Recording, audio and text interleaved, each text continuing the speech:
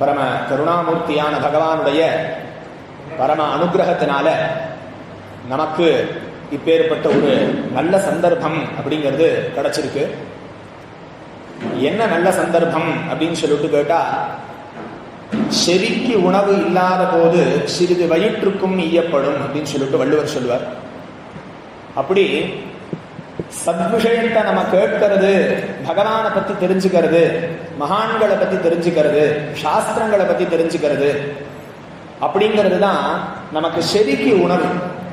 நித்தியம் அன்றாடம் நம்ம ஒரு 3 வேளை 4 வேளை நம்ம ஆகாரம் பண்றோம். அதெல்லாம் விட சாதாரணமா வெளிப்புறமா இருக்கக்கூடிய ஒரு நிறைவை நமக்கு கொடுக்கறது. வயத்துக்கு ஒரு திருப்தி அப்படின்னாலும் அடுத்த வேலை திரும்பி பிரயோஜனம் அடுத்தது தேடி போயிட்டு இருக்கு. ஆனா இந்த சத்விஷயத்துல நம்ம ஈடுபடும் பொழுது, பகவானை பத்தி நம்ம தெரிஞ்சுக்கணும் அப்படின்னு நினைக்கும் பொழுது, சாஸ்திரங்கள் தெரிஞ்சுக்கணும் அப்படின்னு நினைக்கும் பொழுது, பகவத் குணங்களை தெரிஞ்சுக்கணும் நினைக்கும் பொழுது, நம்மளுடைய இந்த ஜென்மாவே கரை தேர்றது அப்படின்னு சொல்லி சாஸ்திரங்கள் சொல்லும். இப்படி ஜென்மா கரை தேர்றது அப்படின்னா என்ன அப்படின்னு சொல்லி கேட்டா, இப்போ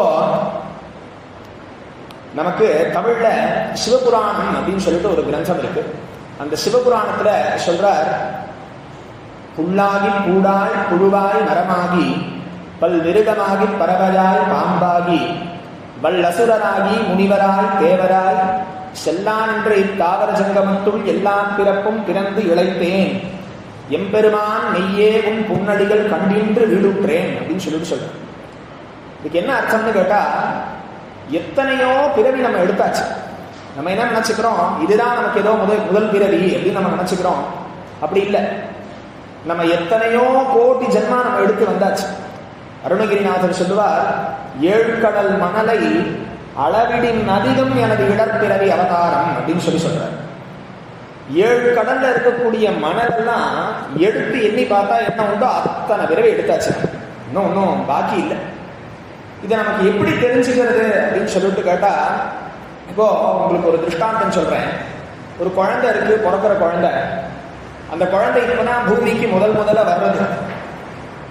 அந்த குழந்தை பிறந்த போதிலேயே அது வாக்குல தேன் முதலிய வஸ்துக்களை கொடுக்குறோம்.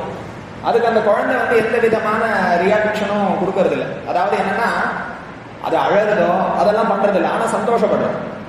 அதுவே அந்த குழந்தைக்கு கசப்பு தரா மாதிரி ஏதாவது ஒரு வஸ்துவை நாக்குல வச்சா அதுக்கு அதனால தாங்க முடியல, உடனே அழகுது.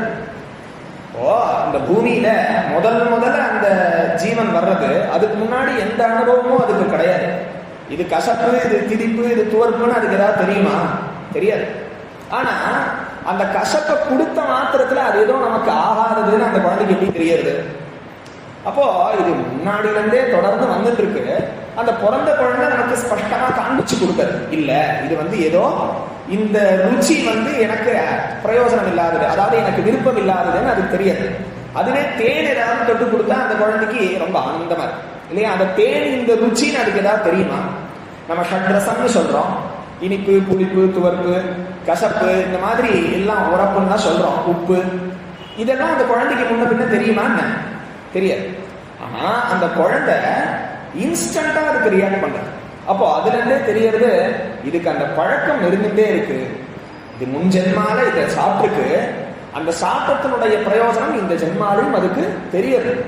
அப்படி நம்ம நிறைய ஜென்மா எடுத்துட்டோம் அப்படிங்கிறதுக்கு பகவான் சொல்றாரு. இந்த மாதிரி மகான்கள் நமக்கு சொல்லிட்டே இருக்க, அநேக ஜென்ம சம்சித்தா ததோ யாதி பராங்கதி.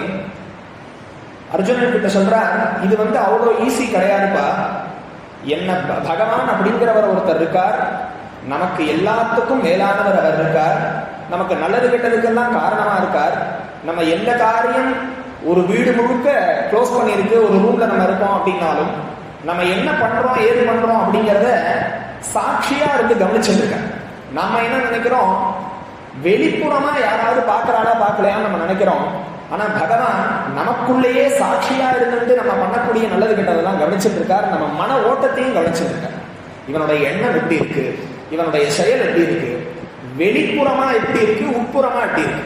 ஏன்னா வெளிப்புறத்துல நம்ம என்ன வேணா வேஷம் போட்டுக்கலாம். நம்ம என்ன ஏது எல்லாமே நம்ம படிப்போ, புகழோ, பேரோ, அல்லது நம்மளுடைய ஸ்தானமோ, பணமோ எல்லாம் நம்ம வெளிப்புறத்துக்கு தான். உள்ளுக்குள்ள இருக்கிற ஒரு விஷயம் இருக்கு இல்லையா, அதை வந்து நம்ம ஏமாத்தவே முடியாது. அதனாலதான் வள்ளுவர் சொல்றார், தன்னெஞ்சறிவது பொய்யற்க பொய்யாக்கால் தன் நெஞ்சே தன்னை சுடும் அப்படிங்கிற. அதுக்கு என்ன அர்த்தம்னாக்கா, நீ புறத்தியான நிறைய காண்பிச்சுடலாம், வெளியில வந்து நிறைய ஒரு பண்ணிக்கலாம், பாலிஷ் பண்ணிக்கலாம். ஆனா உள்ளுக்குள்ள நீ யார் அப்படிங்கிறத சாட்சியா பகவான் பார்த்துட்டே இருக்கார், அவருக்கு ஸ்பஷ்டமா தெரியும், அவரை நீ ஏமாற்ற முடியாது அப்படிங்கிறத சொல்ற. அப்படி இந்த மாதிரி விஷயங்கள் நமக்கு மனோரீதியா நமக்கு இருக்கக்கூடிய கஷ்டங்கள் அல்லது நமக்கு இருக்கிற கெட்ட குணங்கள், அதாவது பாபம் அப்படிங்கிறது 3 விதம். ஒண்ணு மனசுனால நம்ம பண்றது, இன்னொன்னு வாக்குனால நம்ம பண்றது, 3வது செயல்னால பண்றது. மனசுனால நம்ம பண்ணக்கூடிய பாபம் நல்லது கெட்டது எதுவுமே வெளியில தெரியாது. வாக்குனால நம்ம பண்ணக்கூடிய நல்லது கெட்டது வெளியில தெரியும். உடலால பண்றது தெரியறது மாத்திரம் இல்ல, அடுத்தவர்களை பாதிக்கவும் செய்யும் இல்லையா. இப்படி 3 விதமா நம்ம பண்ணிட்டு இருக்கோம். சரி, இப்படி பண்றதுனால நமக்கு என்ன வரும் அப்படின்னு சொல்லி கேட்டா, இந்த பிறவியானது தொடர்ந்துட்டே இருக்கும். அதனாலதான் சொன்னார் இல்லையா, வாய்த்ததோ நுந்தவர்க்கு இப்பிறவி இதனை மதித்திடுமின். அதாவது அருணகிரிநாதர் சொல்றார், இப்போ யாராவது ஒருத்தர் ரொம்ப பர்ஃபெக்டா இருக்காருன்னு வச்சுக்கோங்க, அவ வந்து நமக்கு அட்வைஸ் பண்ணான்னா நம்மளால அதை ஏத்துக்க முடியாது. ஏன்னு கேட்டா, அவ பர்ஃபெக்டா இருந்துட்டா புண்ணியம், அவ அப்பா அம்மா அப்படி இருக்கா, தாத்தா பாட்டி இப்படி இருக்கா, அதனால அவர் பர்ஃபெக்டா இருக்காரு, சரி ஓகே அப்படின்றோம். அதுவே நம்மள மாதிரியே யாராவது ஒருத்தர் இருந்து சாதாரணமான வாழ்க்கை, நிறைய தப்பு பண்ணிட்டு இருக்காரு, இருந்தாலும் ஜீவனம் பண்ணிட்டு இருக்காரு, ஏதோ ஒரு டைம்ல இதெல்லாம் பொய்ன்னு திரும்பி ஒரு நல்வழிக்கு வராரு, அவர் சொல்லும் பொழுது நமக்கு அது ரொம்ப ரிலேட் பண்ணிக்க முடியும். இவர் நம்மள மாதிரி தானே இருந்தார். இவர் இன்னும் அருணகிரிநாதர் சரித்திரங்கள்லாம் நம்ம பார்த்தோம்னா தெரியும், அவளை மாதிரி எதெல்லாம் நோக்கத்துல இருக்கக்கூடாதோ அத்தனை தப்பான குணங்களும் அவர்கிட்ட இருக்கு. ஆனா சுப்பிரமணியர் நம்மெல்லாம் வந்து குருநாதாரை தேடி போறோமே, குருநாதாள் எதுக்கு தேடி போறோம் அப்படின்னா பகவான் அவர் காண்பிப்பார் அப்படிங்கிறதுனால இல்லையா. நமக்கெல்லாம் குருநாதாள் தனியா நம்மள மாதிரியே ஒரு சரீரத்துல இருக்கா, ஆனா அருணகிரிநாதருக்கு சாட்சாத் பகவானே குருநாதரா இருக்கார் இல்லையா. அப்போ பகவானே நமக்கு குருநாதாளா வர அளவுக்கு அவர் புண்ணியம் பண்ணியிருக்கார். அவர் எப்படி இருந்தார் அப்படின்னா, இன்னும் சொல்ல போனா அவர் பண்ற தப்பெல்லாம் நம்ம பண்ணல, அவர் பண்ற அளவுக்கு பாபங்கள்லாம் நம்ம ஒன்றும் பண்ணல இல்லையா. நம்ம செஞ்சதெல்லாம் ரொம்ப சாதாரணமா பேசிக் லெவல்ல, ஏதோ நான் போய் சொன்னேன், நான் ஏதோ திருடினேன், நான் ஏதோ தப்பான வார்த்தை பேசினேன், நான் ஏதோ அனுஷ்டானம் பண்ணல, கோவிலுக்கு போல, இதுதான் நம்ம சொல்ல முடியும். ஆனா அப்படி இருக்கிறவாளையே பகவான் வந்து ஆட்கொண்டு அனுகிரகம் பண்ணுவார்னு சொன்னா, நாமெல்லாம் கொஞ்சம் நம்ம சிந்தனை பண்ணி நம்ம வாழ்க்கைய சரியான முறையில வாழ்ந்தோமே ஆனால் நமக்கு பகவான் ஏன் அனுகிரகம் பண்ண மாட்டார் அப்படிங்கிறத நம்ம சிந்தனை இல்லையா. இப்போ இந்த விஷயம் எதுக்கு அப்படின்னாக்கா, இந்த பிறவி அப்படிங்கிறது இருக்கு பாருங்க, இதுக்கு என்ன ஒரு பெனிஃபிட் அப்படின்னு கேட்டோம்னா, இந்த மனுஷ பிறவியில இதை நம்ம சரியா பயன்படுத்திட்டோம்னா அடுத்த டைரக்டா நம்ம பகவானை அடைஞ்சுட முடியும். ஒருவேளை இந்த பிறவியை நம்ம தப்பா பயன்படுத்திட்டு, அதாவது இதை சரியான படி, இதுல என்னன்னாக்கா 2 விஷயம் நம்ம நல்லா புரிஞ்சுக்கணும். பகவானை நம்ம சதா சர்வத்திற்காக நினைச்சிட்டு இருக்கிறது, சத்விஷயத்துல ஈடுபடுறது, தர்மமான முறையில வாழ்க்கையை வாழறதுங்கிறது ஒண்ணு.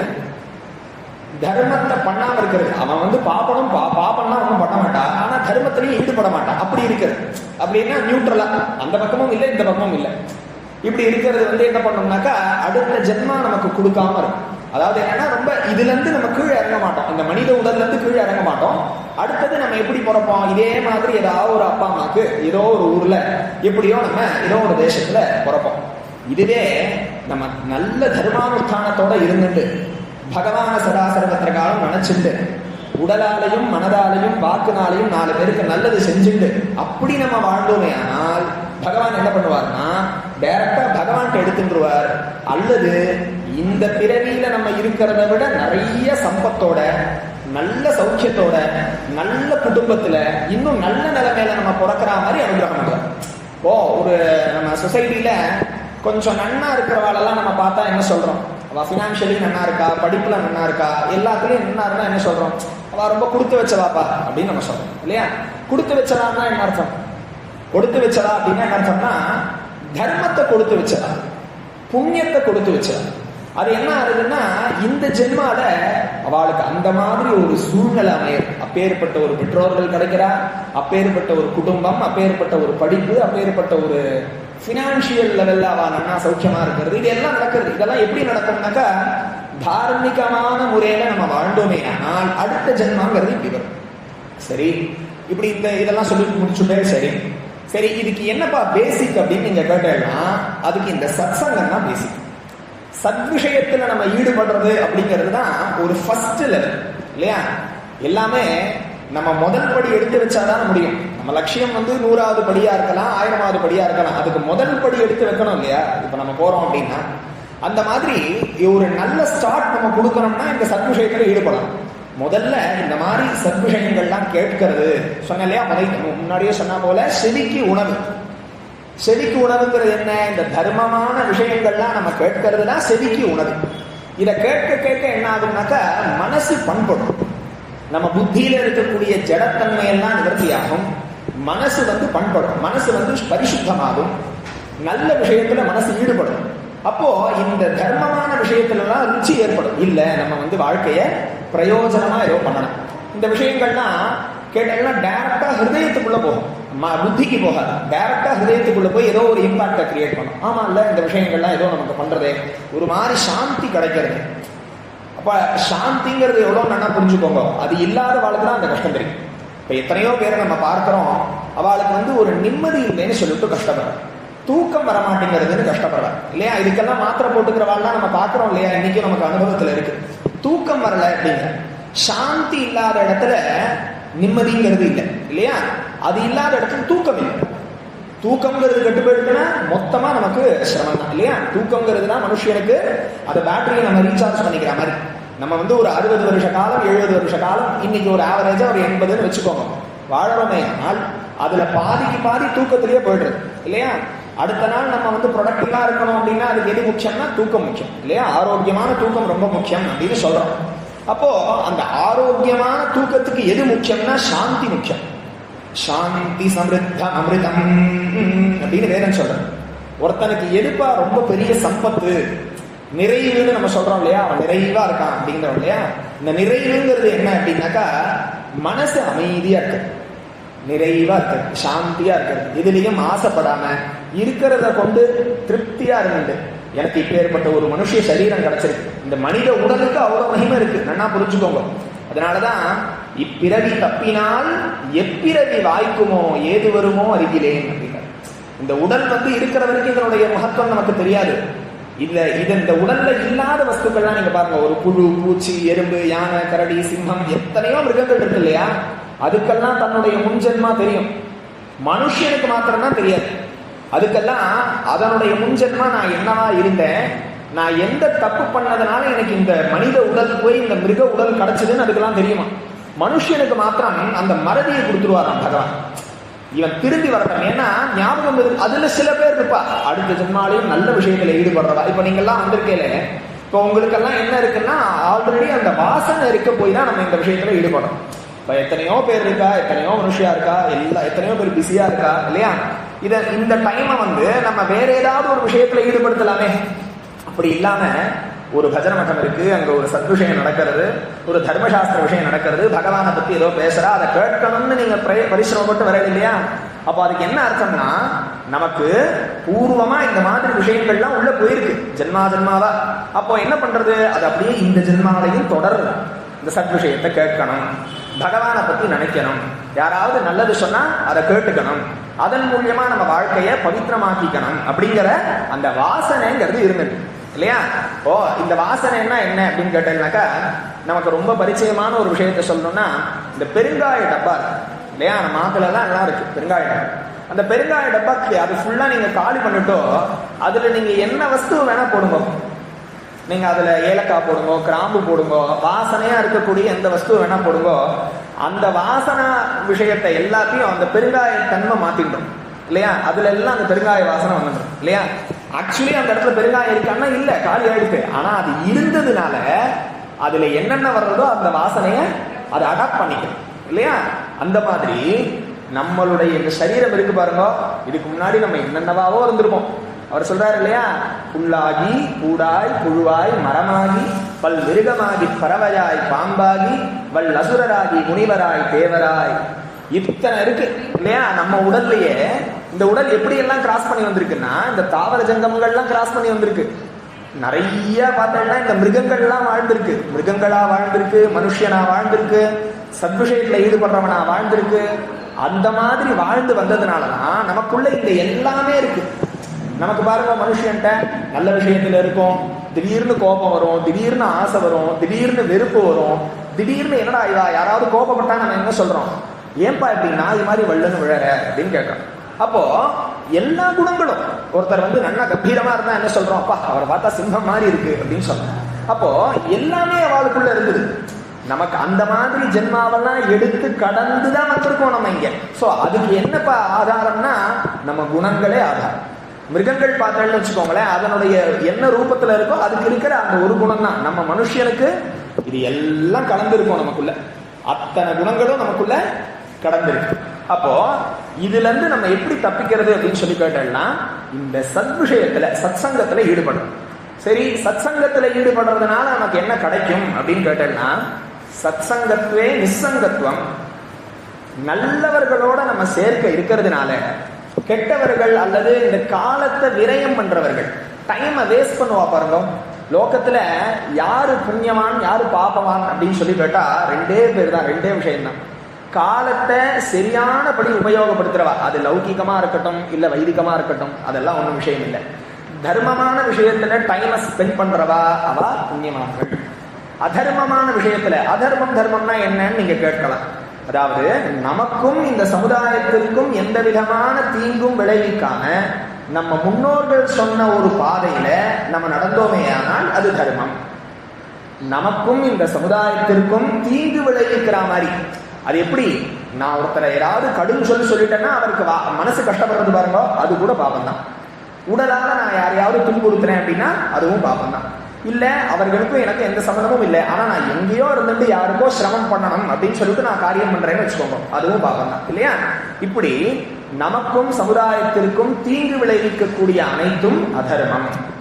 நமக்கும் நல்லது, நம்மளை சார்ந்தவர்களுக்கும் நல்லது, சமுதாயத்திற்கும் நல்லது, அனைத்து ஜீவராசிகளுக்கும் நல்லது, அது எதுவோ அதுக்கு தர்மம் அப்படின்னு இல்லையா? இப்படி இந்த சத்சங்கம் என்ன பண்ணும் அப்படின்னு கேட்டா, இந்த அதர்மமான மார்க்கத்துல வாழக்கூடியவர்கள் தந்து நம்மளை பிரிச்சுடும்.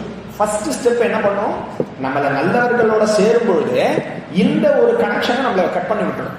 அதுக்கடுத்தது என்ன ஆகும் அப்படின்னாக்கா, நிசங்கத்வே நிர்மோகத்துவம்.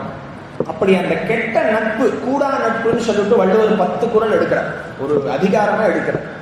அப்படி கூடா நட்பு இப்படி இருக்கிறதுல இருந்து நம்ம வரும்பொழுது என்ன ஆகும்னா, தேவையில்லாத ஆசைகள் நம்மளை விட்டு போயிடும். மோகத்துவம் அப்படின்னா எல்லாத்துலயும் ரொம்ப அட்டாச்சா இருக்கு, எல்லாமே இருக்கும். நீங்க லைஃப்ல பார்த்தீங்கன்னா நமக்கு ஒரு டைம்ல படிப்புல ரொம்ப ஆசை இருக்கும், ஒரு சில பேருக்கு உணவுல ரொம்ப ஆசை இருக்கும், ஒரு சில பேருக்கு நல்ல துணிமணியில ஆசை இருக்கும், ஒரு சில பேருக்கு பதவி, ஒரு சில பேருக்கு பணம், ஒரு சில பேருக்கு மனுஷர்கள், ஒரு சில பேருக்கு உறவுகள் இல்லையா? இது எல்லாமே ஒரு விதமான ஆசைகள் தான். ஏன்னா கடைசியில் இது எதுவுமே உங்களோட வரப்போறது இல்லை அப்படிங்கிற உண்மையை புரிஞ்சுக்கும் போது அப்பதான் நம்ம பகவானை பத்தி நினைக்க ஆரம்பிக்கும். ஏன்னா இந்த யாரும் உங்களோட வரப்போறது இல்லை. இப்ப நம்ம யாரெல்லாம் உறவுன்னு நம்ம சொன்னோமோ அவ யாரும் நம்ம கூட வரல, நம்ம கூட இன்னைக்கு யாரெல்லாம் உறவுன்னு சொல்லிட்டு இருக்கோமோ அவ யாரும் நம்ம கூட வரப்போறதும் இல்லை இல்லையா? சோ இங்க நம்ம தனியா வந்திருக்கோம், தனியா நம்ம போறோம். அப்ப நம்ம கூட வரக்கூடியது என்னன்னு கேட்டா, நாம செஞ்ச தர்மம் மாத்திரம். தர்மம்னா நம்ம என்னன்னு தெரிஞ்சுட்டோம் இல்லையா? சூரிய உதயத்திலிருந்து அஸ்தமன பரியந்தம் நம்மளுடைய முன்னோர்களும் சாஸ்திரங்களும் வேதங்களும் எப்படி வாழணும்னு சொல்லித்தோ, அந்த மாதிரி நமக்கும் புறத்தியானுக்கும் எந்த விதமான கஷ்டத்தையும் கொடுக்காம நம்ம ஒரு வாழ்க்கை வாழ்ந்தோமே ஆனால் அதற்கு பேர் தர்மம் அப்படின்னு. அதுதான் சொல்றார், ஆடு நாடு தேடினும் ஆணை சேனை தேடினும் கோடி வாசி தேடினும் குறுக்கே வந்து நிற்குமோ, ஓடி இட்ட பிச்சையும் உகந்து செய்த தர்மமும் சாடி விட்ட குதிரை போல் தர்மம் வந்து நிற்குமே அப்படிங்கிறார் சிவவாக்கியர் சொல்லும் பொழுது. நம்ம கிட்ட நிறைய பணம் இருக்கு, பதவி இருக்கு, படிப்பு இருக்கு, வீடு வாசல்லாம் இருக்கு, எல்லாம் சௌக்கியம் இருக்கு, நிறைய உறவினர்கள் இருக்கா, குழந்தைகள் இருக்கா, எல்லாரும் இருக்கா. இவா யாராவது நம்ம கூட வரப்போறாளான்னு கேட்டேன்னா யாரும் இல்லை. எல்லாம் என்ன பண்ணுவா, அவருடைய ஸ்மசானத்தில் விட்டுட்டு திரும்பி பார்க்காம போயிடும் இல்லையா? அதெல்லாம் நம்ம பார்த்துருப்போம், எல்லாருக்கும் அந்த அனுபவம் இருக்கும் இல்லையா? நமக்கு அனுபவம்னு சொல்ல வரல, மற்றவர்களுடைய மரணத்துல நமக்கு அனுபவம் இருக்கும் இல்லையா? அப்போ இதெல்லாம் நம்மளை விட்டு போயிடுது. அப்போ அந்த ஜீவன் நினைக்குமா, இத்தனை நாள் நம்ம கூட இருந்தோமே, அல்லது இத்தனை நாள் அவள் நம்மளை போஷிச்சுட்டு இருந்தா, அல்லது நாம அவளை ரட்சிச்சுட்டு இருந்தோம், இவ எல்லாரும் என்னை விட்டுட்டு போறாளேன்னு அந்த ஜீவன் தவிச்சுட்டு இருக்குமா? அப்போ அதுக்கு பக்கத்துல நான் உன் கூட இருக்கேன் அப்படின்னு சொல்லிட்டு தர்மம் நிற்கும். அந்த தர்மம், நம்ம செஞ்ச தர்மம் இருக்கு இல்லையா, ஓடி இட்ட பிச்சையும் உகந்து செய்த தர்மமும் ரெண்டுக்கும் வித்தியாசம் இருக்கு. இப்போ நமக்கு ஒரு நலனை எதிர்பார்த்து நீங்க செஞ்சேன்னா அது தர்மம். எந்த நலனும் எதிர்பார்க்காம அடுத்த அவன் என்ன யாரு எதுவுமே தெரியாது, நம்மள மாதிரி அவனுக்கும் ஒரு பசி இருக்கு, தாகம் இருக்கு, எல்லாம் இருக்கு, அவனுக்கும் ஒரு தேவை இருக்கு இல்லையா, அவளுக்கு நம்ம பண்றது வேற இல்லையா. இதுவே நமக்கு ஒரு நல்லது நடக்கணும், இப்போ ஒரு நல்ல காரியம் நடக்கிறது, அதுல நம்ம ஈடுபடுறோம், ஒரு கோவில் கட்டுறா, அல்லது ஒரு நாமசங்கீர்த்தனம் நடக்கிறது, அல்லது 10 பேருக்கு அன்னதானம் போடுறா, இதெல்லாம் நீங்க செய்யறேன்னு வச்சுக்கோங்க. அதனுடைய பிரதி என்னன்னா, அதனுடைய பலன் என்னன்னா உங்களுக்கு புண்ணியம்ங்கிற ஒரு பலன் இருக்கு. இதுவே யாரோ ஒருத்தர் வயசானவர் ரொம்ப குளிர்ல சிரமப்பட்டு இருக்கார், அவருக்கு நீங்க ஒரு போர்வை வாங்கி கொடுக்குறீள், பசின்னு வரா அவருக்கு ஆகாரம் போடுறீள், தாகம்னு வரா ஜலம் கொடுக்குறீள், எனக்கு கஷ்டமா இருக்குப்பா எனக்கு ஏதாவது உதவி பண்ணுங்கிறா, உங்களால முடிஞ்ச உதவியை செய்யறீள். இதுக்கு எந்த விதமான பிரதிபலனும் இல்லாம ரெண்டுமே பண்ணணும். தேடி, அதாவது ஓடி இட்ட பிச்சையும் உகந்து செய்த தர்மமும். அது உணர்ந்து செய்த தர்மம்னா என்ன அர்த்தம்னா, இதை பண்ணினா எனக்கு புண்ணியம் நம்ம சொல்றோம் இல்லையா, நம்ம பண்ண புண்ணியம்னா நம்ம பெரியவா பண்ண புண்ணியம் நான் நல்லா இருக்கேன்னு நம்ம சொல்றோம் இல்லையா. அந்த மாதிரி நம்ம என்னமோ பண்ணிட்டு போறோம், ஆனா நம்ம குழந்தைகள் நல்லா இருக்கணும். இந்த ஒரு ஸ்டேட்மெண்ட் எல்லாரும் சொல்லுவா பெரும்பாலும் இல்லையா, நாம என்ன பண்ணாலும் நம்ம என்ன கஷ்டப்பட்டாலும் நம்ம குழந்தைகள் நல்லா இருக்கணும் அப்படின்னு சொல்லுவாங்க. அப்படி நாமளே இல்லாம போனாலும் நமக்கு இது புண்ணியம்னு தெரிஞ்சு நல்ல காரியத்துல ஈடுபட்டோமே ஆனால், அந்த தர்மத்துல நம்ம பங்கு கொண்டோமே ஆனால், நம்ம இல்லைனாலும் நம்ம குழந்தைகளை அந்த தர்மம் காப்பாற்றும். ரெண்டாவது விஷயம் என்னன்னா, அங்க எனக்கு புண்ணியம் வரணும்னு அவசியம் இல்லை, அவன் பசியாருன்னா போதும் அப்படின்னு நீங்க பண்றது பாருங்க, அது இன்னும் ஸ்ரேயஸ். இதெல்லாம் தர்மத்துல தான் சேரும் இல்லையா. இப்படி நம்ம சேர்க்கக்கூடிய புண்ணியம் நம்ம கூட வருமா, வந்துட்டோ இவன் இவ்வளவு தர்மம் பண்ணியிருக்கான், இவ்வளவு புண்ணியம் பண்ணியிருக்கான், இத்தனை பேருக்கு பசின்னு வந்தவாளுக்கு அன்னம் போட்டிருக்கான். அதான் சொல்றாரு திருமூலர், யாவருக்குமாம் உண்ணும் போது ஒரு கைப்பிடி, யாவருக்குமாம் பசுவிற்கு ஒரு வாயுரை, யாவருக்குமாம் இறைவருக்கு ஒரு பச்சிலை, யாவருக்குமாம் பிறருக்கு இன்னுரைதானே அப்படிங்கிற 4 விதம் சொல்ற. இதுக்கு என்ன அர்த்தம்னு கேட்டீங்கன்னா, யாராவது ரோட்ல வரா, பசின்னு வரா, நம்ம சாப்பிடும் பொழுது நம்ம சாஸ்திரம் என்ன சொல்றதுன்னா, ஒரு முகூர்த்த காலம் நம்ம சமையல்லாம் பண்ணிட்டு காத்துட்டு இருக்கணும், வாசலை பார்த்துட்டு காத்துட்டு இருக்கணும். ஒரு 24 நிமிஷம் 48 நிமிஷம்னு வச்சுக்கோங்க, வெயிட் பண்ணிட்டு யாராவது பசியோட வராளான்னு பார்க்கணும்.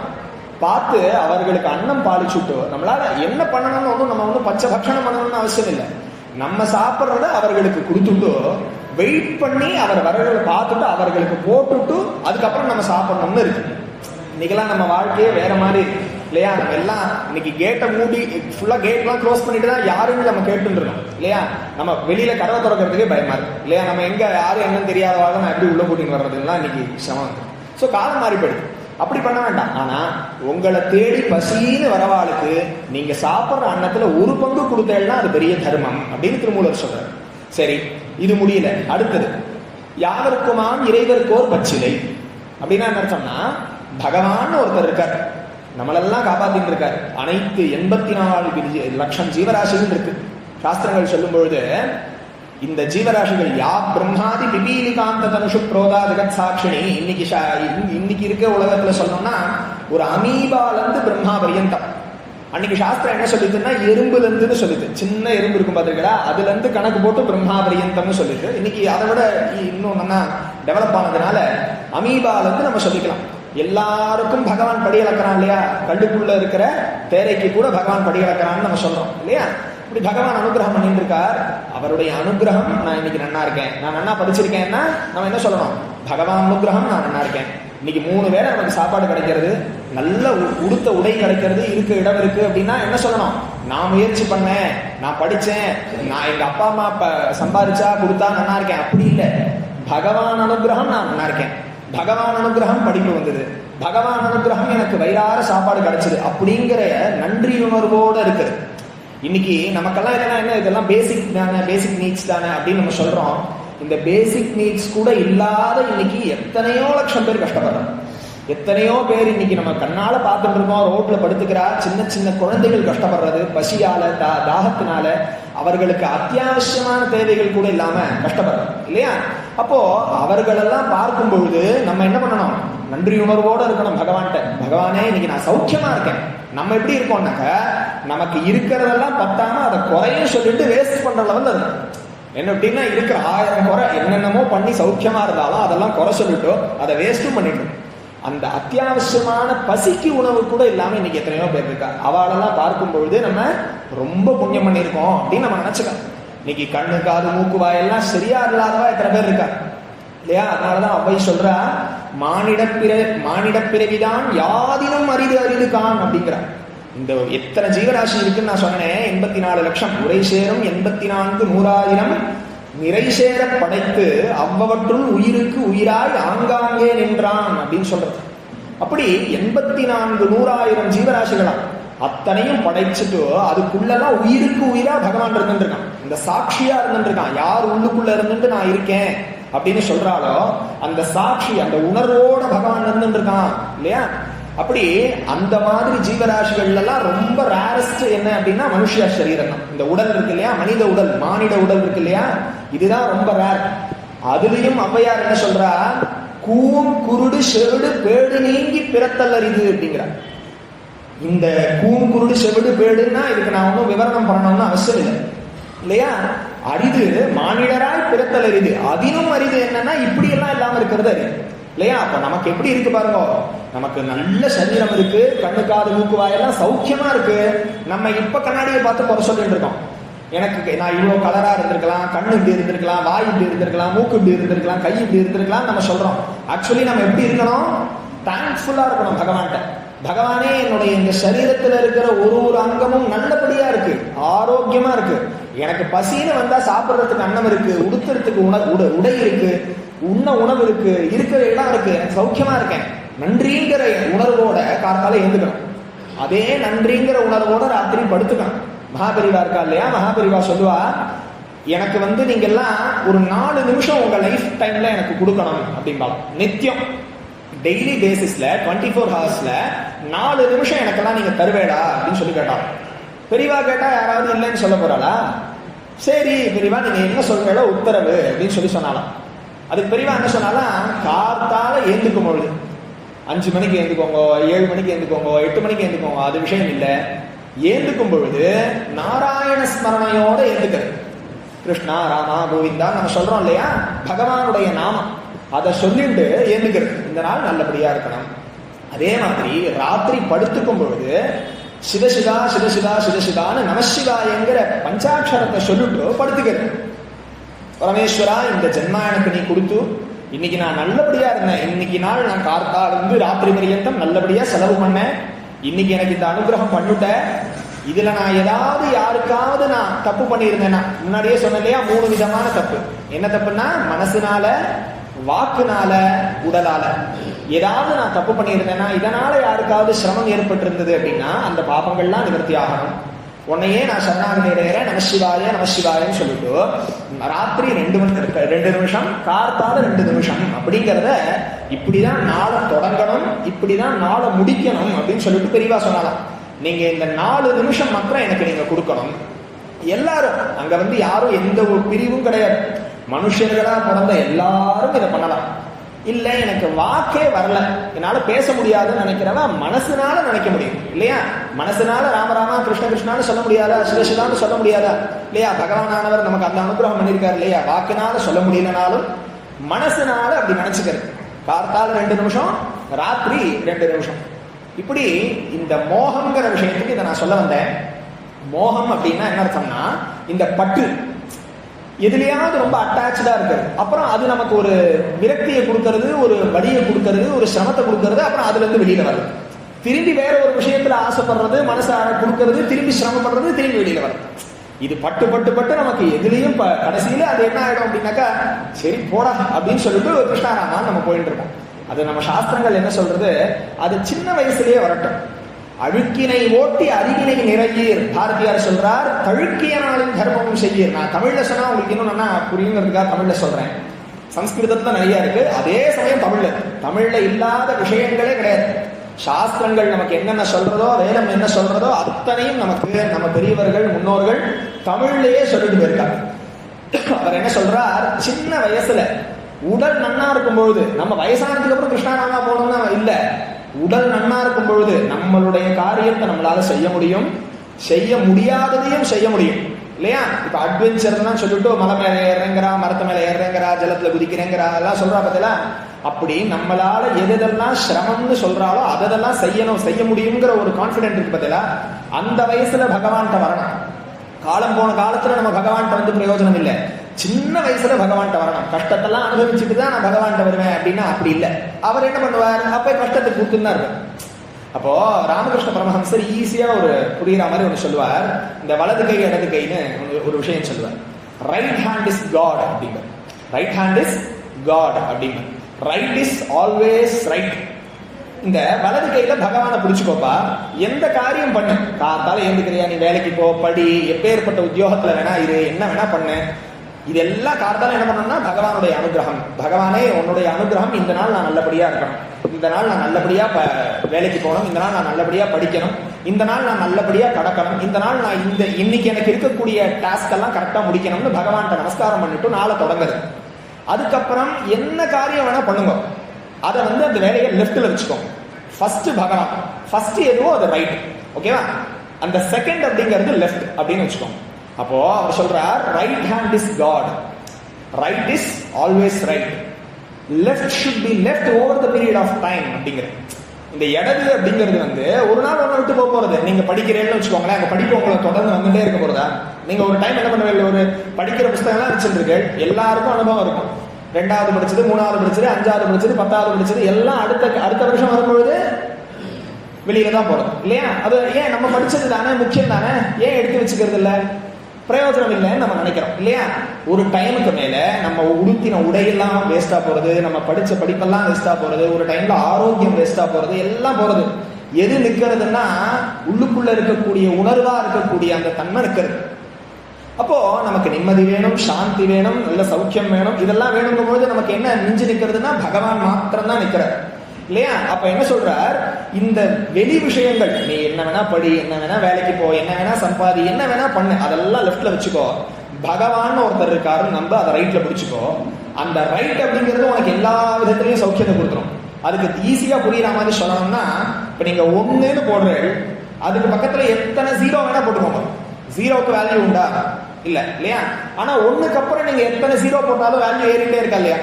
இதுவே நீங்க 0 போட்டுட்டே போய் கடைசியில 1 போடுங்க. நான் என்ன காரியம் வேணா பண்ணுவேன், ஆனா கடைசியில நமசிவாய நாராயணன்னு சொன்னா அது பிரயோஜனம் இல்லை.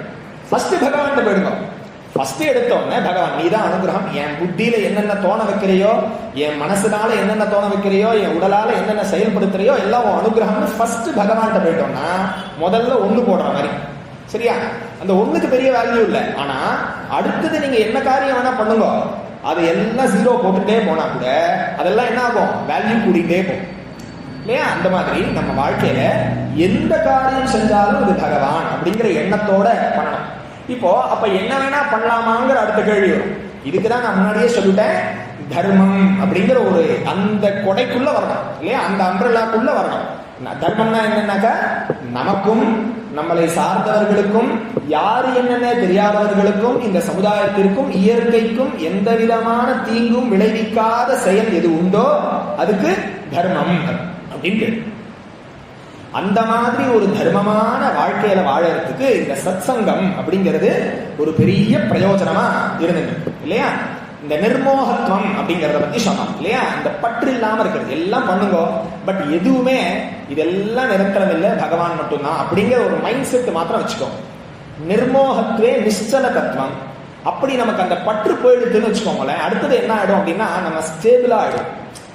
ஓகே, எந்த சிரமம் வந்தாலும் நான் பாத்துக்கிறேன். இப்ப வந்து ஒரு 60+ இருக்கிற பெரியவாள்லாம் நம்ம பார்த்து அவள்கிட்ட ஏதாவது ஒரு விஷயம் கேட்டோம்னா அவ என்ன சொல்லுவா, நம்ம ரொம்ப பயந்துட்டே இருப்போம். அவளை பார்த்தா இது ஒன்றும் பெரிய விஷயம் இல்லப்பா, இதை பண்ணிடலாம், உன்னால வந்து இதை கடக்க முடியும், இதுல இருந்து நீ வெளியில வந்துடலாம், இது ஒன்றும் பெரிய சிரமம் இல்லை. ஒரு ஹவுசிங் லோன்லாம் வாங்கியிருப்பா, அதெல்லாம் வாங்கி இத்தனை பண்ண போறோம், 20 வருஷம் இருக்கு, 25 வருஷம் இருக்குப்பா, இதை கட்டினவா இருப்பா பெரியவா. அவெல்லாம் இதெல்லாம் பார்த்து அதெல்லாம் முடிச்சு வெளியில வந்திருப்பா. அவ என்ன சொல்லுவா, இது ஒன்றும் பெரிய சிரமம் இல்லப்பா, கன்சிஸ்டன்டா இரு, டிசிப்ளினா இரு, உன்னால முடியும் அப்படின்பா. அப்ப அந்த வார்த்தை என்ன பண்ணும்னா நமக்கு ஒரு உத்வேகத்தை கொடுக்கும். நமக்கு வந்து சரி, இது ஒரு சரியான பாதை அப்படின்னு தெரியும் இல்லையா? அப்போ நமக்கு இந்த ஸ்டெபிலிட்டியை கொடுக்கறது என்ன அப்படின்னா, இந்த பற்றற்ற தன்மை தான் நமக்கு அந்த ஸ்டெபிலிட்டியை கொடுக்கும். நிர்மோகத்வே நிஷ்சல தத்துவம், நிஷ்சல தத்துவே ஜீவன் முக்தி. இந்த ஸ்டெபிலிட்டி வந்துருக்கு. இந்த லோகத்துல எதுவுமே நிரந்தரம் இல்லை, இது எல்லாம் அழியக்கூடியதுதான். பசி, தாகம், தூக்கம் இதெல்லாம் நம்ம எவ்வளவு பண்ணாலும் திரும்பி வந்துட்டே இருக்கா இல்லையா? எவ்வளவு சாப்பிட்றோம், திரும்பி அடுத்த 2-3 மணி நேரத்துல பசிக்கிறது. ஒரு ராத்திரி முழுக்க தூங்குறோம், 8 மணி நேரம் தூங்கினாலும் திரும்பி தூக்கம் வந்துடும் இல்லையா?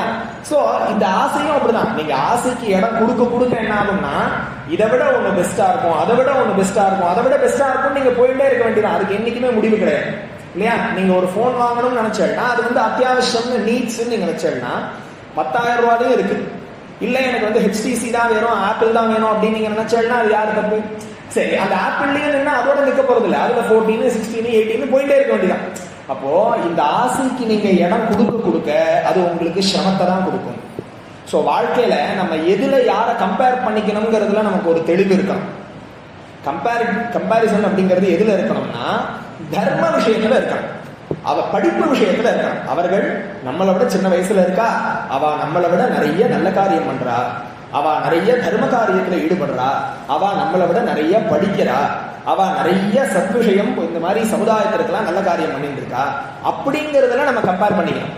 நம்ம நன்னா இருக்கோமா, அழகா இருக்கோமா, நம்ம இந்த மாதிரி இந்த லௌகிகமான விஷயத்துல நம்ம ஒரு ஆலன் சாலியில ஷர்ட் போட்டு இருக்கோமா, இல்ல பீட்டர் இங்கிலாந்துல ஷர்ட் போட்டுருக்கோமா, இல்ல லிவைஸ்ல போட்டு இருக்கோமான்னு கம்பேர் பண்ணிக்கிட்டாரு. இது கூட இல்லாதவா இருக்கா, நமக்கு பகவான் இந்த அளவுக்கு அனுகிரகம் பண்ணியிருக்காருன்னு நம்ம நினைச்சிட்டு திருப்தியா இருக்கணும். நஷ்டங்கிறது யாருக்குன்னு கேட்டேன்னா அசந்துஷ்டா அப்படிங்கிறது சாஸ்திரம்.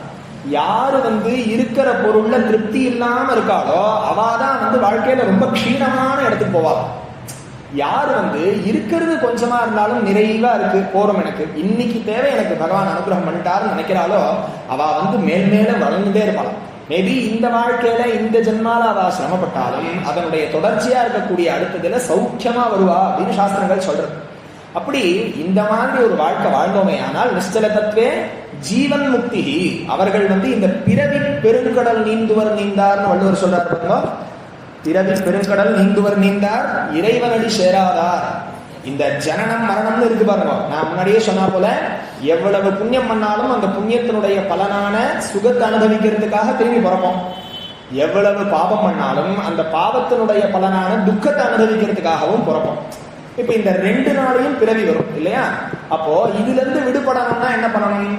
நல்லோர்களோட சேர்றது, நல்ல விஷயத்த பேசுறது, நல்ல விஷயத்த கேட்கிறது, அல்லது கெட்ட விஷயம் பண்ணாம இருக்கிறது, கெட்ட விஷயத்த கேட்காம இருக்கிறது, கெட்டவர்களோட சேராம இருக்கிறது இல்லையா? சோ நமக்கு ஒண்ணு நல்லது வர வேண்டாம், ஆனா கெட்டது வராம பாதுகாத்துக்கலாம் இல்லையா? இப்போ ப்ரொடெக்ஷன் அப்படின்னு ஒண்ணு இருக்கு. அது என்ன பண்ணும் அப்படின்னு சொல்லி கேட்டோம்னா, இப்போ 2 பேர்கிட்டையும் கன் இருக்கு. இப்போ நமக்கு ஒரு எதிரி இருக்காருன்னு வச்சுக்கோங்களேன். ஒரு டெரரிஸ்ட் கிட்ட கன் இருக்கு, மிலிட்டரி காரால்ட்டையும் கன் இருக்கு இல்லையா? 2க்கும் என்ன வித்தியாசம் அப்படின்னா, ஒண்ணு தன்னுடைய அகங்காரத்தினால தன்னுடைய தேவைக்காக அடுத்தவர்களை கொல்றது, தன்னுடைய வெறுப்புக்காக அடுத்தவர்களை கஷ்டப்படுத்துறதுன்னு ஒண்ணு. சரி, மிலிட்டரி காராட்ட அதை விட அட்வான்ஸ்டான கண்ணெல்லாம் இருக்கு அப்படின்னா, ஆனா மிலிட்டரி காரால பார்த்தா நமக்கு பயம் வர்றது இல்லையே. ஏன்னாக்க அவர்கள் நம்மளை காப்பாத்துறதுக்காக இருக்காங்க. ஆனா இங்க இந்த 2 விஷயம் என்ன புரிஞ்சுக்கோங்க. காப்பாத்துறதுக்கும் ஆயுதம் வேணும். அவ நல்லது தானே பண்றா, அவளுக்கு என்னன்னா காப்பாத்துறதுக்கும் ஆயுதம் வேணும். அதனாலதான் நம்ம மதத்துல நம்மளுடைய தெய்வங்கள் எல்லாம் ஆயுதத்தோட இருக்கு. நீங்க துர்கா பரமேஸ்வரியை பாருங்க, பரமேஸ்வரனை பாருங்க, பெருமாளை பாருங்க, எல்லா தெய்வமும் சுப்பிரமணியரை பார்த்தா எல்லா தெய்வங்களும் ஆயுதத்தை அவ வச்சிருக்கா. அப்போ அவளுக்கு இவாளுக்கு என்ன வித்தியாசம்னு கேட்டா, இவா நம்மளை காப்பாத்துறதுக்காக ப்ரொடெக்ட் பண்றதுக்காக அவ வச்சிருக்க. கெட்டவர்களோட அவர்களுடைய சிரமத்தினால நமக்கு எந்த விதமான நல்லவர்களுக்கு பாதிப்பு ஏற்படக்கூடாது. பகவான் என்ன சொல்றாருனாக்கா, எந்தெந்த காலத்துல தர்மத்துக்கு க்ஷீணம் ஏற்படுமோ, எந்தெந்த காலத்துல சாதுக்களுக்கு அநியாயம் நடக்குமோ அந்தந்த காலத்துல நானே ஆவிர்பவிப்பேன். எதுக்காக ஆவிர்பவிப்பேன்? அந்த நல்லவர்களை காப்பாத்துறதுக்காகவும் கெட்டவர்களை சிக்ஷன் பண்றதுக்காகவும் ஆவிர்பவிப்பேன் அப்படின்னு சொல்றாரு இல்லையா? பரித்ராணாய சாதுனா. பரித்ராணாய சாதுனான்னு என்ன அர்த்தம்னாக்கா, சாதுக்கள் அப்படின்னா என்ன அர்த்தம்? நான் சொன்னேன் இல்லையா, யாருக்கும் எந்த விதமான தீங்கும் விளைவிக்காதவர்கள் சாதுக்கள். அவர்களை காப்பதற்காகவும் பரித்ராணாய சாதுனாம் விநாசாயச்ச துஷ்கிருதாம். துஷ்கிருதாம் அப்படின்னாக்கா கெட்டது செய்யக்கூடியவர்கள், மனசனால கெட்டது செய்யக்கூடியவர்கள், வாக்குனால கெட்டது செய்யக்கூடியவர்கள், இதுக்கெல்லாம் மேல உடலால செய்யக்கூடியவர்கள், இவர்கள் காப்பதற்காகவும் யார் நான் என்ன பண்ணுவேங்கிற பரித்ராணாய சாதுனாம் விநாசாயச்ச துஷ்கிருதாம் தர்ம சம்ஸ்தாபனார்த்தாய, தர்மத்தை நிலைநாட்டுவதற்காகவும் சம்பவாமி யுகே யுகே யுகே யுகே சம்பவாமி, ஒரு யுகத்திலையும் நானே வருவேன். எதுக்காக வருவேன்? இந்த தர்மத்தை ரட்சிப்பதற்காகவும் கெட்டவர்கள்ட்ட நல்லவர்களை காப்பாற்றுவதற்காகவும் தர்மத்தை நிலைநாட்டுவதற்காகவும் பகவான் வருவேன் அப்படின்னு சொல்றார். பகவானானவர் எப்படி வருவார் அப்படின்னு சொல்லி கேட்டாக்க, பகவானானவர் டைரக்டா நதேவா தண்டமாதாது ரக்ஷந்தி பசுபாலவதுன்னு ஒரு பசுமாடை ஒரு பசுமாடை பார்த்துக்கிறவர் இப்படி கட்டி கூட்டின்னு போற மாதிரி வரமாட்டார். நல்லவர்களை நமக்கு கண்ணில் காண்பிப்பார். நமக்கே தெரியும், வாழ்க்கையில நிறைய நம்ம அனுபவிச்சிருக்கோம். ஏதோ ஒன்று நடந்துட்டு இருக்கோம், பகவான் திடீர்னு ஒருத்தர் வந்தார், அவரால் எனக்கு நல்லது நடந்தது, அவரை நான் பார்த்ததே இல்லை, ஏதோ போயிட்டே இருப்போம், அவர் எனக்கு நல்லது பண்ணார், இவர் எனக்கு ஒரு நல்லது பண்ணார், அவர் ஏதோ பகவான் தான் அனுப்பிச்சு விட்டார் அப்படின்லாம் நம்ம சொல்லுவோம். அதாவது ஆபத்தில் உதவினார், அவர் தான் பரமேஸ்வரன் சொல்லுவோம், அவர் தான் சுவாமியே என்னை காப்பாத்தினார் அப்படின்லாம் நம்ம சொல்றோம் இல்லையா? அந்த மாதிரி பகவான் என்ன பண்ணுவார், நேரடியா குதிக்க மாட்டார். இந்த மாதிரி ஒரு மனுஷர்களை நம்ம கண்ணில் காண்பிப்பார். இந்த மாதிரி சந்தர்ப்பங்கள், நம்ம கஷ்டப்படுற சந்தர்ப்பத்துல, மனசு ஒரு சந்தர்ப்பத்துல நமக்கு மனோரீதியா ரொம்ப வலி இருக்கும், கஷ்டம் இருக்கும், வேதனை இருக்கும். அப்போ சம்பந்தமே இல்லாத யாரோ ஒருத்தர் 4 வார்த்தை பேசுவார். அது நமக்கு ஒரு சாந்தியை கொடுக்கும் இல்லையா? நமக்கு ஏதோ ஒரு சிரமத்துல இருப்போம், நம்ம சம்பந்தமே இல்லாம யாரையோ ஒருத்தர் பார்ப்போம், அவர்கிட்ட இந்த விஷயத்தை சொல்லுவோம், நான் அந்த இதுல டிபார்ட்மெண்ட்ல தான் இருக்கேன், நான் உங்களுக்கு அந்த வேலையை முடிச்சு கொடுத்துட்றேன் அப்படின்னு. அப்போ நமக்கு எப்படி தெரியும்? அவரை பார்த்தா பகவான் மாதிரி தெரியும். ஆஹா, யாரா அது, இவர் பேர்பட்டவரா இருக்காரு அப்படின்னு நமக்கு இருக்கும் இல்லையா? அப்போ பகவானானவர் என்ன பண்ணுவார், நம்மளுடைய நல்லது கெட்டது நம்ம வாழ்க்கை முறையெல்லாம் பார்த்து இந்த மாதிரி மனுஷர்களோட பகவான் சேர்ப்பார் நம்மள. அவர் டைரக்டா ஒன்றும் பண்ண போறது இல்லை. இந்த மாதிரி இவனுக்கு நல்ல குணம் இருக்கு, நல்ல மனசு இருக்கு, இவனுடைய செயல் யாருக்கும் தீங்கு விளைவிக்காம இருக்குங்கும் பொழுது அதுக்கு தகுந்த மனுஷர்களோட அவரை சேர்த்து அவருடைய வாழ்க்கையை உத்தாரணம் பண்ணுவார் இல்லையா? இந்த மாதிரி தான் பகவானானவர் நமக்கு இந்த கலியுகத்துல வருவாரே தவிர, பகவானானவர் நம்ம பார்க்கிற மாதிரி அப்படியே வரவா போறார். இப்போ எல்லாரும் சொல்றார், நான் கண்ணால பார்த்தாதான் நம்புவேன் அப்படிங்கிறார். எத்தனையோ டிசீஸ் வர்றது, எத்தனையோ வைரஸ் இருக்கு, நம்ம என்ன அதை கண்ணாலையா பார்க்கிறோம் இல்லையா? ஆனா அதை நம்ம நம்புறது இல்லையா? ஒருத்தர் சின்னதா ஒரு தும்பல் தும்பினா நமக்கு எவ்வளவு பயம் வருது. அதுல ஏதாவது வஸ்துக்கள் ஏதாவது அந்த பக்கம் இந்த பக்கம் ஷேர் ஆகிற மாதிரி கூட நமக்கு தெரியாது, டிரான்ஸ்பர் ஆகிற மாதிரி கூட தெரியாது. ஆனா பயப்படுறோம் இல்லையா? இல்ல, ஏதோ ஒரு சூக்ஷ்மமா ஒண்ணு இருக்கு அப்படின்னு நம்ம உணர்றோம் இல்லையா? இப்ப யாராவது ஒருத்தர் நல்ல விஷயத்த சொல்லிட்டு இருக்காங்கன்னா அங்க அந்த ஒரு ஆறா இருக்கு, அந்த பாசிட்டிவிட்டி இருக்கு. இதுவே ஒருத்தர் எப்ப பார்த்தாலும் கடும் சொல்லிட்டே இருக்கார், யாருக்காவது கெட்டது பண்ணிட்டே இருக்கார், திட்டிகிட்டே இருக்காருன்னு வச்சுக்கோங்களேன், அந்த இடத்துல அந்த திட்டுறதையோ இது பண்றதையோ நம்ம பார்க்கல, ஆனா அந்த இடத்துக்கு போனாலே நம்மளால அந்த நெகட்டிவிட்டிய உணர முடியாது இல்லையா? ஒரு பேட் ஸ்மெல் வந்தா நம்மளால அந்த நெகட்டிவிட்டியை உணர முடியாது. அந்த ஸ்மெல்ல நம்ம பார்த்தோமான்னா, அந்த வஸ்துவை நம்ம பார்க்கிறோம், ஆனா அந்த ஸ்மெல்ல பார்க்க முடியுமா? அதை உணரதான் முடியும் இல்லையா? பகவானானவரை உணர முடியுமே தவிர நம்மளால பார்க்க முடியாது. ஆனா இந்த மகாபெரிவா மாதிரி மகான்கள்லாம் அவ அதை அனுபவிச்சு நமக்கு சொல்றா. இப்போ நம்ம என்ன சொல்றோம், நம்ம ஏதாவது ஒரு காரியக்கிரமம் பண்றோம், இதெல்லாம் இப்ப நான் ஒரு ட்ரெயினுக்கே போறேன்னு வச்சுக்கோங்களேன், நான் இதுதான் என் லைஃப்ல ஃபர்ஸ்ட் டைம் நான் ட்ரெயின்ல போறேன். இப்ப நான் என்ன சொல்றேன், இந்த ஊருக்கு நான் போகணும், நான் இப்ப மெட்ராஸ் போகணும், இங்க இருந்து நான் ட்ரெயின் ஏறணும் அப்படின்னு சொல்றேன். உடனே எங்க ஒரு பெரியவர் என்கிட்ட என்ன சொல்றாரு, இங்க இருந்து நீ ரயில்வே ஸ்டேஷன் போ, அங்க இருந்து ஒரு டிக்கெட் வாங்கிக்கோ, இந்த ட்ரெயின் இந்த டைம்ல வரும், இந்த பிளாட்ஃபார்ம்ல வரும், அந்த ட்ரெயின்ல ஏறிக்கோ, நீ போக வேண்டிய இடத்துக்கு போய் சேர்ந்துடலாம் அப்படின்னு சொல்றேன். நான் என்ன சொல்றேன், அது எப்படி நீங்க சொல்லலாம் அப்படின்னு நான் கேட்கிறேன். இல்லப்பா அப்படிதான்ப்பா பழக்கம் அப்படி இப்படின்னு சொல்றேன். நான் என்ன சொல்றேன், அது போகும்னு என்ன நிச்சயம் அப்படின்னு சொல்லி உடனே அவர் என்ன சொல்றாரு, பா நான் போயிருக்கேன்ப்பா, உங்களுக்கு யாரு சொன்னா, எனக்கு முன்னாடி போனவர் சொன்னாருப்பா, அதனால நானும் போயிருக்கேன், எனக்கும் அனுபவம் இருக்கு, நீயும் வா அப்படிங்கிற. அப்போ நம்ம என்ன சொல்றோம், நாமளும் போறோம், அதை உணர்றோம், பண்றோம். இல்ல நான் அதை நம்புவேன், நான் பார்ப்பேன்னா பார்த்த இடத்துல நின்றுட்டே இருக்க வேண்டியதான். நம்ம நம்பி அந்த ட்ரெயின் ஏறணுமா இல்லையா? ட்ரெயின் ஏறினா தானே கிளம்பும் இல்லையா?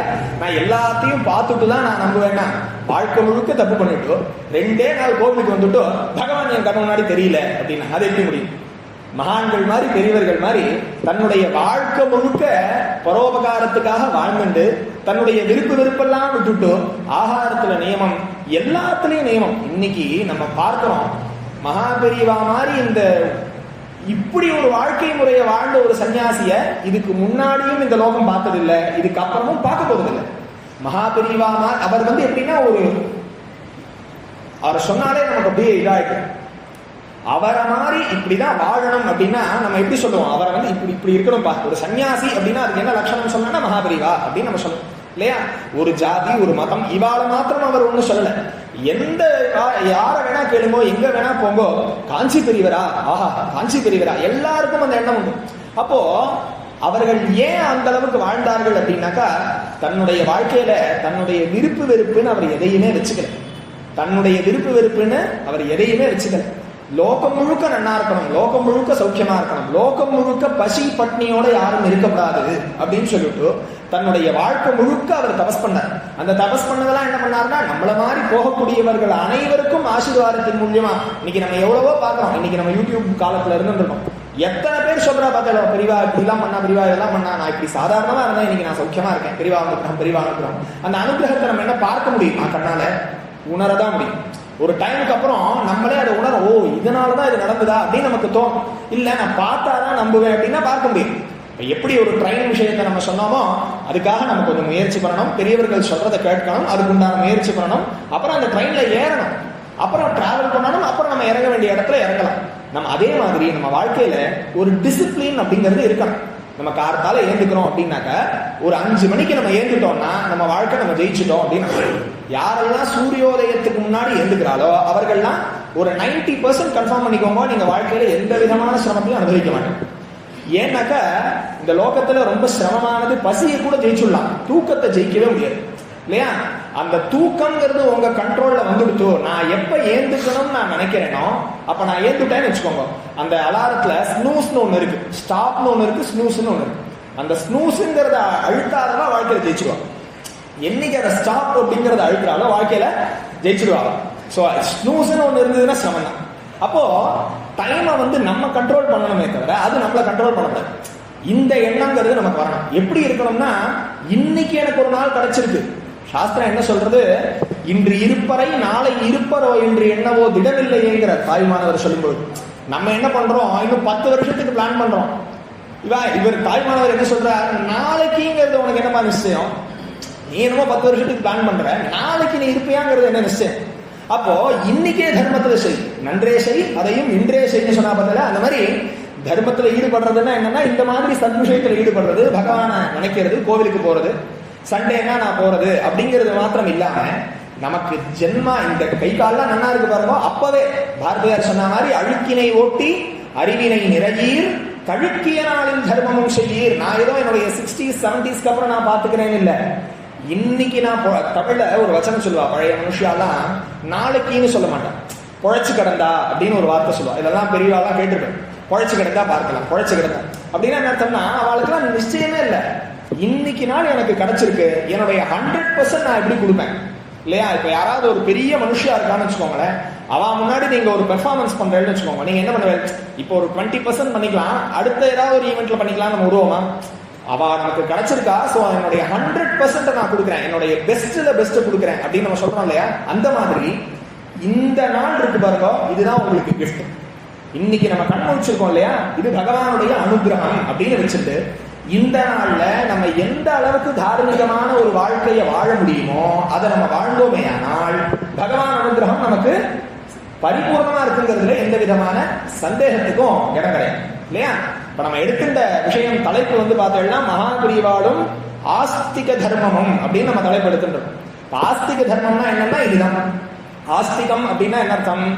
அஸ்தி. அஸ்தின்னா என்னன்னா இருக்கு, நம்மளை தாண்டி ஏதோ ஒரு சக்தி இருக்கு, அதெல்லாம் நம்மளை கையாண்டு இருக்கு அப்படிங்கிற ஒரு நம்பிக்கை இருக்கு இல்லையா?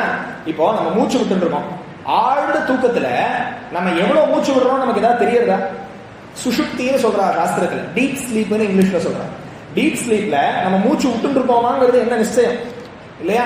அப்ப உள்ளுக்குள்ள இருந்து எந்த பகவான் அங்க அனுகிரகம் பண்ணிட்டு இருக்காரு? நீங்க ஆழ்ந்த தூக்கத்துல திடீர்னு யாரையாவது எழுப்பி விடுங்க, எழுப்பி விட்டுட்டோ வாங்க உங்களுக்காக நிறைய விதவிதமா சமைச்சு வச்சிருக்கேன் சாப்பிட்டு போங்கன்னா என்ன சொல்லுவாங்க? ஏன்பா பேசாம படுங்க அப்படின்னு சொல்லிட்டு படுத்துட்டு போயிடுவாங்க. இல்ல உங்களுக்காக நிறைய உங்களுக்கு பிடிச்ச சினிமா தான் போட்டு வச்சிருக்கேன் பாருங்க அப்படிங்கிற. அப்ப என்ன சொல்லுவா? தூக்கத்தை விட்டுட்டு ஏன்பா நன்னா தூங்கிட்டு இருந்தேன் அப்படின்பா. இல்ல உங்களுக்கு பெரிய ஒருத்தர் பார்க்க வந்திருக்கேன், எல்லாம் நாளைக்கு பார்க்க சொல்லு.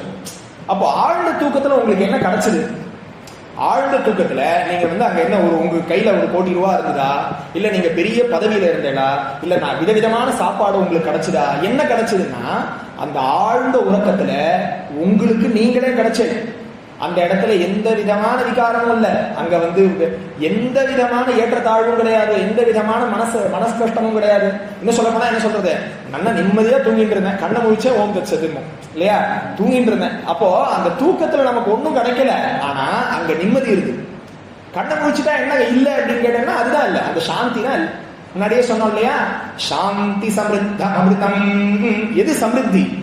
ஒருத்தனுக்கு எதுப்பா நிறைவுன்னு கேட்டா அந்த சாந்தி தான். அந்த சாந்திங்கிறது பகவான் நமக்கு நித்தியம் கொடுத்துட்டு இருக்காரு. அந்த தூக்கம் மாத்திரம் நமக்கு இல்லைன்னு வச்சுக்கோங்களேன், நமக்கு என்ன நிலைமைன்னு நம்ம யோசிச்சு பாருங்க இல்லையா? இப்ப சொல்லுவோம், தூக்கத்துலதான்ப்பா நான் இந்த விஷயத்தையே மறந்து உட்கார்ந்துட்டு இருக்கேன், பசிம்பா. ஆனா அந்த பசியில தூங்கிட்டா அந்த பசி கூட தெரியாது இல்லையா? ரொம்ப பிரத்யட்சமா நம்ம படுற கஷ்டம் என்ன? பசி தான் இல்லையா? ஒரு வேலையும் நமக்கு டைம் தவறாம அதை அடிச்சுடுறது அந்த மணி. அப்போ அந்த பசியும் நம்மளை மறக்கிற ஒரு விஷயம் என்னன்னா அந்த தூக்கம் தான் இல்லையா? நமக்கு எவ்வளவோ ஜீவனத்துல கஷ்டம் இருக்கலாம், அந்த கஷ்டம் எல்லாம் மறக்கிற ஒரு டைம் என்ன? ஏழை பணக்காரன், படிச்சவன் படிக்காதவன், பெரிய பதவியில இருக்கிறவன் இல்லாதவன், ஏதாவது ஒரு பேதம் இருக்கா பாருங்க அந்த ஆழ்ந்த தூக்கத்துல? எதுவுமே இல்லை. ஆனா அந்த சாந்திங்கிறது இங்கே அத்தியாவசியமா இருக்கு.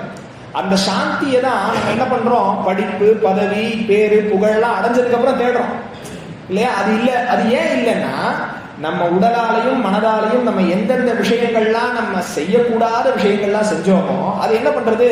திரும்பி அந்த மனசையே பாதிக்கிறது. அந்த மனசு கடைசியில சஞ்சலமாயிடும். சஞ்சலம்னா என்ன அர்த்தம்னா கலங்கம்னு அர்த்தம். ஒரு தெளிவு இல்லாம இருக்கிறது. அந்த இதெல்லாம் பார்த்தோம்னு வச்சுக்கோங்களேன், நிறைய இந்த குளத்துல எல்லாம் பார்த்தோம்னா அது அப்படியே ஒரு மத்தியான வேலையில அது அப்படியே தெளிவா இருக்கும். நீங்க கொஞ்சம் அப்படி காலை வச்ச உடனே பார்த்தோம்னா எல்லாம் கிளம்பி வந்துடும் இல்லையா? நம்ம தூங்கும் பொழுது ஆழ்ந்த தூக்கத்துல நமக்கு எந்த விதமான சலனமும் இல்லை. அதுவே கண்ணை முழிச்சிட்டோம்னா லைனா இருக்கு. அன்னைக்கு நாள்ல என்னென்ன டூ டூ லிஸ்ட் எல்லாம் வச்சுருந்தோமோ, என்ன பண்ணணுமோ வேண்டியவன் வேண்டாதவன் படிச்சவன் 1008 பிரச்சனை வந்துடுறது இல்லையா? சொசைட்டி முழுக்க மண்டைக்குள்ள வந்துடும் இல்லையா? அப்போ இந்த சாந்தி நமக்கு வேணும்னு சொன்னா இந்த சத்விஷயம், இந்த செவிக்கு உணவுன்னு இருக்கு பாருங்க, இந்த உணவு வேணும். நல்ல தூக்கத்துக்கு என்ன வேணும் அப்படின்னா உணவு அப்படிங்கறத சொல்றோம். ஏன்னா பசி இருந்தாலும் தூக்கம் வராதுன்னு நம்ம ஒரு விஷயம் இருக்கு இல்லையா? இந்த உணவு இருந்தாதான் நிம்மதி இருக்கும், சாந்திங்கிறது இருக்கும். இப்ப ஏதாவது ஒரு காரியத்தை முடிச்சுட்டு வந்தோம்னு வச்சுக்கோங்களேன், ரொம்ப பெரிய ஒரு டாஸ்க் வச்சுட்டு இருக்கோம், ஒரு வருஷம் நான் கஷ்டப்பட்டு இருக்கேன், ஒரு மாசம் கஷ்டப்பட்டு இருக்கேன், 10 நாளா படிச்சுட்டு இருக்கேன், எக்ஸாம் முடிஞ்சிருக்கு, அப்பா அப்படின்னு நம்ம உட்காரோம் இல்லையா? அந்த சாந்தி எது கொடுக்கும்னா இந்த சத்விஷயத்துல ஈடுபடுறோம் பார்த்தா இது நமக்கு கொடுக்கும். சோ நம்ம டைம் அப்படிங்கிறது இந்த சத்சங்கத்தை பத்தி சொல்ற, ஜாட்யந்தியோ ஹரதி சிஞ்சதி வாசி சத்தியம். ஜாட்யந்தியோன்னா என்ன அர்த்தம்னாக்க நமக்குள்ள இருக்கக்கூடிய ஜடத்தன்மை எல்லாம் போக்கிடும். சும்மா தேவையில்லாத கொஸ்டின்ஸ், தேவையில்லாத சந்தேகம், தேவையில்லாத வெறுப்பு, தேவையில்லாத ஆசைகள், இதெல்லாம் என்ன ஆயிடும்? இந்த நல்லோர்களோட சேரும் பொழுது நிவர்த்தி ஆகிடும். ஓகேப்பா நான் நல்லா தான் இருக்கேன், ஓகே எனக்கு எல்லாம் ஓகே, பகவான் நிறைய அனுகிரகம் பண்ணியிருக்காரு, ஃபைன் அப்படின்னு நம்ம சொல்றோம் இல்லையா? யாராவது கேட்டா என்ன சொல்றோம்? ஹவாரியும் கேட்டா ஃபைன், ஏதோ ஓடிட்டு இருக்கு. அப்புறம் ஏன் ஃபைன்னு சொன்னேன்னு ஃபைன்னு சொன்னா என்ன அர்த்தம்? சௌக்கியமா இருக்கேன்னு அர்த்தம். ஆனா அவ என்ன சொல்றா? ஃபைன்னு சொன்னதுக்கு அப்புறம் பிரச்சனையை சொல்ற. அப்படி இல்ல, நீ ஆல்ரெடி நீ என்ன சௌக்கியமா தான் இருக்க, ஆல்ரெடி பிளஸ்டு. எப்படி நீங்க பிளஸ்டுன்னு சொல்ற? நான் இவ்வளவு கஷ்டப்படுறேன்னா அதான் கண்ணு, காது, மூக்கு, வாயு, புத்தி எல்லாம் நல்லா இருக்கேன், சௌக்கியமா இருக்கேன், அப்போ ஆல்ரெடி பிளஸ்டு தானே. இப்ப இதெல்லாம் இல்லாம இருக்கிறவாளுக்கு தான் கஷ்டம் தெரியும். அவ என்ன நினைச்சுப்பா? ஓ இவா இவ்வளவு புண்ணியம் பண்ணிருக்கா பாரு, இவெல்லாம் சௌக்கியமா இருக்கா அப்படின்னு நினைச்சுப்பாலும். அப்படி நம்ம வாழ்க்கையில நம்ம யாரோட கம்பேர் பண்ணிக்கணுங்கிற அறிவு நமக்கு இருக்கணும்.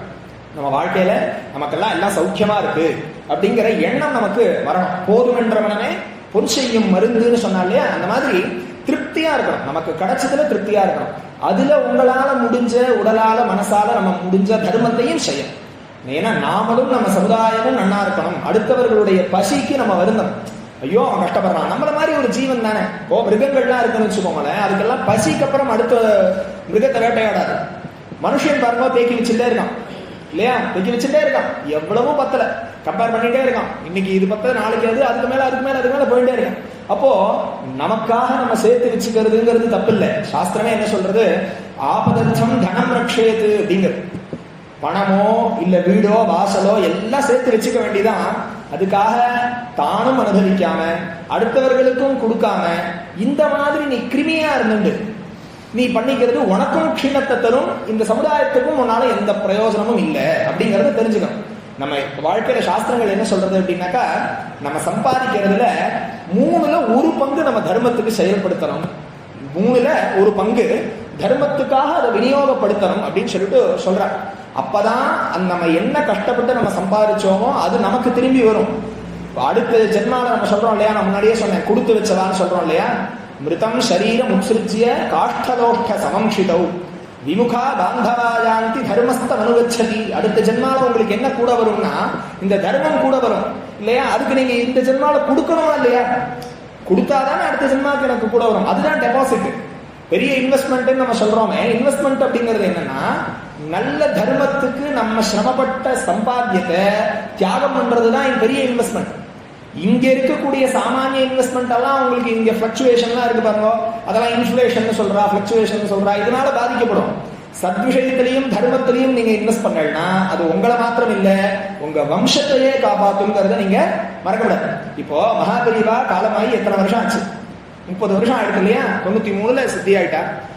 பெரியவா இருந்த காலத்தை விட இன்னைக்கு எவ்வளவு தர்மம் நடக்கிறது, எவ்வளவு பன்மடங்கு இது உயர்ந்திருக்கு. எப்படி?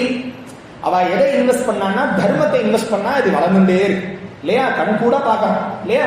இப்போ தர்மத்தை நீங்க இன்வெஸ்ட் பண்ணலன்னா, தர்மம் தான் உங்களோட இன்வெஸ்ட்மெண்ட். இன்னைக்கு காத்தால என்ன, என்னால பணங்காசு யாருக்கும் கொடுக்க முடியாது, நல்ல வார்த்தை பேசுவோம். திருமூலர் சொல்றாரு இல்லையா, யாவருக்குமாம் உண்ணும் போது ஒரு கைப்பிடி, யாவருக்குமாம் பிறர்க்கு இன்னுரை தானே. எதுவுமே நம்மளால பண்ண முடியலையா, அடுத்தவர்கள்ட்ட நல்ல வார்த்தையாவது பேசு, இன்முகத்தோட எப்ப பார்த்தாலும் உருன்னு இருந்து என்ன பண்ண போறோம்? அன்பா பேசு, அன்பா 4 வார்த்தை பேசு, பாசிட்டிவா பேசு, நல்லதுன்னு பேசு. எது நடந்தாலும் பகவான் அனுகிரகம், பாசிட்டிவா இருக்கிறது, இதுவே பெரிய தர்மம்ங்கிற. இது எதுவுமே உன்னால அடுத்தவர்களுடைய பசியை தீர்க்க முடியல. ஒரு பசுமாட்டுக்கு உன்னால ஒரு புல்லு, யாவருக்குமாம் பசுவிற்கோர் வாயுரை, பசுமாட்டுக்கு இங்க ஏதோ இலையை பிடுங்கி கொடு, அதுவும் உன்னால பண்ண முடியல. யாவருக்குமாம் இறைவருக்கோர் பச்சிலை, நித்தியம் அன்னைக்கு ஏத்துட்டோம். இன்னைக்கு பகவான் அனுகிரகம் பண்ணிருக்க, ஒரு துளசி எடுத்துன்னு வந்து கிருஷ்ணா ராமா அப்படின்னு சொல்லிட்டு அவனுடைய பாதத்துல சமர்ப்பணம் பண்றது. ஒரு சிவனை பார்த்தேன்னாக்கா நமசிவாய நமசிவாயன்னு சொல்லிட்டு ஒரு பில்வத்தை எடுத்து பகவானுக்கு அர்ப்பணம் பண்றது. இதுவும் என்னால பண்ண முடியலையா, கடைசி பட்சம் யாவருக்குமாம் பிறருக்கு இன்னுரைத்தானே, நல்ல வார்த்தையாவது பேசு, இன்முகத்தோடு. ஒருத்தரை பார்த்தா சிரிக்கிறதுன்னு ஒண்ணு இல்லாம போயிடுது, ஒருத்தரை பார்த்தா அன்பா சிரிக்கிறதுங்கிறது இல்லாம போயிடுது. ஒரு குழந்தைய பார்த்தா நமக்கு ஏன் அன்பு வருது யோசிச்சு பாருங்க. ஒரு குழந்தைய பார்த்தா நமக்கு ஏன் அன்பு வருது? மிருகங்களே இருக்கட்டுமே, அந்த மிருகங்கள் பிறந்த சமயத்துல அந்த ஒரு சின்ன இதா இருக்கும் பொழுது நம்ம எந்த மிருகத்தை பார்த்தாலும் அருவிருப்பா தோன்றது இல்லையா? எந்த மிருகத்தை வேணா வச்சுக்கோங்க, ஒரு சின்ன கண்ணுக்குட்டி இருக்கட்டும், ஒரு பன்னி இருக்கட்டும், நாய் இருக்கட்டும், குரங்கு இருக்கட்டும், எதுவுமே குழந்தையா இருக்கும் பொழுது நமக்கு அது மேல ஒரு அருவருப்பு தோன்றது இல்லை, பயம் இல்லை. ஏன் இல்லைன்னா அந்த இடத்துல விருப்புங்கிறது இல்லை. ஒரு குழந்தைய பார்த்தா நமக்கு ஏன் எப்படி அந்த சாந்தி வர்றது? அதுக்குள்ள இருக்கக்கூடிய அந்த தெய்வத்தன்மை நம்ம கிட்ட வர்றது, அந்த ஆறாதான் நம்மளை அடிக்கிறது இல்லையா? அந்த தன்மை, அந்த அதுக்குள்ள எந்த விதமான விருப்பு வெறுப்பும் கிடையாது. அதுக்கு ஏதாவது தெரியுமா இது நல்லது கெட்டது, இவா நல்லவா இவா கெட்டவா, இது நல்லது இது பால் இது விஷம், ஏதாவது தெரியுமா அதுக்கு? இல்லையா? அதுக்கு ஒன்றும் தெரியாது. அப்போ அந்த குழந்தைய பார்த்தா நமக்கு எப்படி அந்த அன்புங்கிறது வர்றதோ அந்த மாதிரி நமக்கு எல்லாருக்கிட்டையும் வரணும். இப்படி வரலனாலும் இன்முகத்தோட நீங்க இருக்கிறது இருக்கு பாருங்க. இன்முகத்தோட ஒருத்தரை வந்தா மனசார அட்லீஸ்ட் நன்னாவது சிரிங்கோ. அது ஒரு ஃபேக் ஸ்மைலா இருந்தாலும் பரவாயில்ல. இன்னைக்கு அது வேற சொல்றா, உண்மையான ஸ்மைல் என்ன ஃபேக் ஸ்மைல் என்னன்னு சொல்றான். அப்படி ஃபேக் ஸ்மைலா இருந்தாலும் பரவாயில்ல, அதை சிரிங்கோ, அன்பா பேசுங்க, ஒரு பாசிட்டிவா பேசுங்க, அதுவே பெரிய தர்மம். கடைசி பட்சத்துல அதுவே பெரிய தர்மம் அப்படின்னு சொல்லிட்டு சொல்றான். அப்படி நம்ம மகாபெரிவா இந்த ஆஸ்திக தர்மம் அப்படிங்கறது என்னங்கிறதுக்காக சொல்ல வந்தேன். அஸ்தி, பகவானானவர் இருந்துட்டு இருக்கார். எப்படி இருந்துட்டு இருக்காருன்னா நமக்குள்ள சாட்சியா இருந்துட்டு இருக்கார் இல்லையா? உயிருக்கு உயிராய் ஆங்காங்கே நின்றான் இல்லையா? நிறை சேர படைத்து அவ்வவற்றுள் உயிருக்கு உயிராய் ஆங்காங்கே நின்றான்னு நம்ம சொன்னோம் இல்லையா? அந்த மாதிரி பகவானானவர் நம்ம பண்ணக்கூடிய அனைத்து செயல்கள்லையும் நமக்குள்ளேயே இருந்து கண்காணிச்சுட்டு இருக்கார். அப்படிங்கிற பயத்தோட நம்ம வாழ்க்கை தார்மீகமான முறையில இருந்ததேயானால் அது பெரிய தர்மம். இப்படி பகவான் ஒருத்தர் இருக்கார், பிள்ளையார்னு ஒண்ணு இருக்கார், சுப்பிரமணியர்னு ஒண்ணு இருக்கார், அம்பாள்னு ஒண்ணு இருக்கா, பெருமாள்னு ஒண்ணு இருக்கா, சிவபெருமான் ஒண்ணு இருக்கா. நம்ம முன்னோர்கள்லாம் இப்படிதான் ஒரு வாழ்க்கை முறையை வாழ்ந்துன்னு வந்திருக்கா. அவர்கள் கோவிலுக்கு போயிருக்கா, நல்ல வார்த்தைகளை பேசியிருக்கா, 4 பேருக்கு தர்மம் பண்ணியிருக்கா. இதெல்லாம் என்ன அப்படின்னாக்கா அஸ்தி. ஆமா, என் முன்னோர்கள் பண்ணியிருக்கா, அது நல்லதுதான் பண்ணியிருப்பா, அதனால நமக்கு நன்னாதான் இருக்கும், நம்ம சௌக்கியம் தான் நமக்கு நல்லதுதான் நடக்கும் அப்படிங்கக்கூடிய திருடமான எண்ணம் யாருக்கு உண்டோ, அதை யார் பரிபூர்ணமா நம்பி இந்த ஜென்மாவிலையும் அதை கடைபிடிப்பார்களோ அவர்களுக்கு ஆஸ்திகர்கள் அப்படின்னு. ஆஸ்திகர்கள்னா என்ன சொன்னாக்கா, இப்படி நம்மளுடைய சாஸ்திரங்கள், வேதங்கள், புராணங்கள், நம்மளுடைய முன்னோர்கள் எதையெல்லாம் கடைபிடிச்சார்களோ அதை பரிபூர்ணமா நம்பி நாமளும் எந்த விதமான கொஸ்டினும் பண்ணாம இது நல்லதுதான் அப்படி. ஏன்னா நீங்க சயின்ஸை வச்சுக்கோங்க, தப்பு கிடையாது. சயின்ஸை வச்சு இதை எப்படிங்கிறத தெரிஞ்சுக்கிறதுக்கு பண்ணுவோம். பட் அதை தெரிஞ்சாதான் பண்ணுவேங்க, அதுதான் தப்பு. இப்போ ஒரு உடம்பு சரியில்லைன்னு ஹாஸ்பிட்டல் போறோம்னு வச்சுக்கோங்களேன், அவ நமக்கு ஒரு இன்ஜெக்ஷன் பண்றா அல்லது ஒரு டேப்லெட் கொடுக்குறான்னு வச்சுக்கோங்க. அதை நீங்க நம்பி வாய்ப்புள்ள போட்டு அதை வியாதி நிவர்த்தி ஆகணும்னு சொல்லுவேடா, இல்ல நான் ஒரு FRCS டாக்டரை போய் கன்சல்ட் பண்ணிட்டோம், இதுல எந்தெந்த ஃபார்முலால எந்தெந்த லெவல்ல மெடிசின்ஸ் எல்லாம் ஆட் பண்ணிருக்கான்னு நான் பார்த்து எல்லாத்தையும் தெரிஞ்சுட்டு அதை வந்து தியரி தெரிஞ்சுக்கணும், பிராக்டிகல் தெரிஞ்சுக்கணும், அதுக்கப்புறம் நான் அதை அறிவு வளர்த்ததுக்கு அப்புறம் நான் மாத்திரை போட்டுக்கிறேன் அப்படின்னு நம்ம சொல்லுவோமா? அதெல்லாம் தெரிஞ்சவர் தானே ஒருத்தர் உட்கார்ந்து இருக்காரு, நமக்கு அவர் இது பண்றாரு இல்லையா, சிகிச்சை பண்றாரு இல்லையா, அப்ப அதை நம்பி நம்ம பண்றோம் இல்லையா, அப்ப அதை நம்பி நம்ம போட்டுட்டா நமக்கு அதை பத்தி ஒண்ணும் தெரியாது இல்லையா. ஒரு டேப்லெட் சாப்பிடுறோம், அதுக்குள்ள என்னென்ன வஸ்துக்கள் இருக்கு, என்ன இன்கிரீடியன்ஸ் இருக்கு நமக்கு ஏதாவது தெரியுமா? நல்லதுன்னு சொன்னா, நிவர்த்தி ஆகும்னு சொன்னா, அவ சொன்னவா டாக்டர் இல்லையா, அவர் அப்படி வந்தவர் தானே. சோ அப்ப அந்த நம்பிக்கை இருந்ததுன்னா நம்ம அதை பண்ணிட்டோம்னா அது நமக்கு நிவர்த்தியும் ஆயிடுது இல்லையா. இப்போ எல்லா விஷயத்திலையும் இருக்க இந்த மாதிரி ஒரு பிரச்சனை இருக்கு, நமக்கு பட்டதெல்லாம் வந்து நல்லது கிடையாது, எல்லாத்தையும் நம்ம தீர விசாரிக்கணும், எது நல்லது கெட்டதுன்னு தெரிஞ்சுக்கணும், அது தப்பு கிடையாது. அதை நீங்க முதல்ல பண்ணிக்கோங்க, செயல்படுத்துங்க. சத்விஷயத்திலையும் அப்படிதான், பகவானும் அப்படிதான். நல்ல நீங்க வந்து நித்தியம் கார்த்தால எழுந்துக்கோங்க, சூரிய உதயத்துக்கு முன்னாடி எழுந்துக்கோங்க. இப்ப நான் சொன்னா போல இந்த மாதிரி ஒரு வாழ்க்கை முறையை வாழணும். மனசுனால, வாக்குனால, உடல்னால யாருக்கும் தீங்கு நினைக்காதீங்க, எந்த ஜீவனையும் ஹிம்சை பண்ணாதீங்க, யாருக்கும் எந்த விதமான கஷ்டத்தையும் கொடுக்காதீங்க, பகவன் நாமாவை விடாம சொல்லுங்க, கிருஷ்ணா ராமா கோவிந்தா சிவசிவா அப்படின்னு சொல்லுங்க. இப்படி நீங்க ஒரு வாழ்க்கையை வாழணும். நித்தியம் சாப்பிடறா, 3 வேளை சாப்பிடறா, பகவானே உன்னுடைய அனுகிரக விசேஷம், உன்னுடைய அனுகிரகத்தினால நான் நல்லா இருக்கேன், இது இல்லாம எத்தனையோ பேர் கஷ்டப்படுறா அப்படிங்கிற அந்த தேங்க்ஃபுல்லா நீங்க இருங்கோ. இப்படி நீங்க வாழ்ந்ததுக்கு அப்புறம் உங்களுக்குள்ள ஒரு மாற்றம் ஏற்படும். அப்பதான் உங்களுக்கு தெரியும் இதனுடைய சக்தி என்ன. நான் 2 நாள் பண்ணிட்டு எனக்கு இன்னைக்கு வந்து அதனுடைய ரிசல்ட் தெரியலையேன்னு சொல்லப்படாது. சாஸ்திரம் என்ன சொல்றது, சது தீர்க்கால நைரந்தரிய அபியாச சத்காரா சேவிதோ திருடபூமி அப்படிங்கிறது. எதையுமே நம்ம முதல்ல நம்பணும், அதை செயலாக்கணும். அதை எப்படி பண்ணணும்னா கன்சிஸ்டன்டா பண்ணணும்.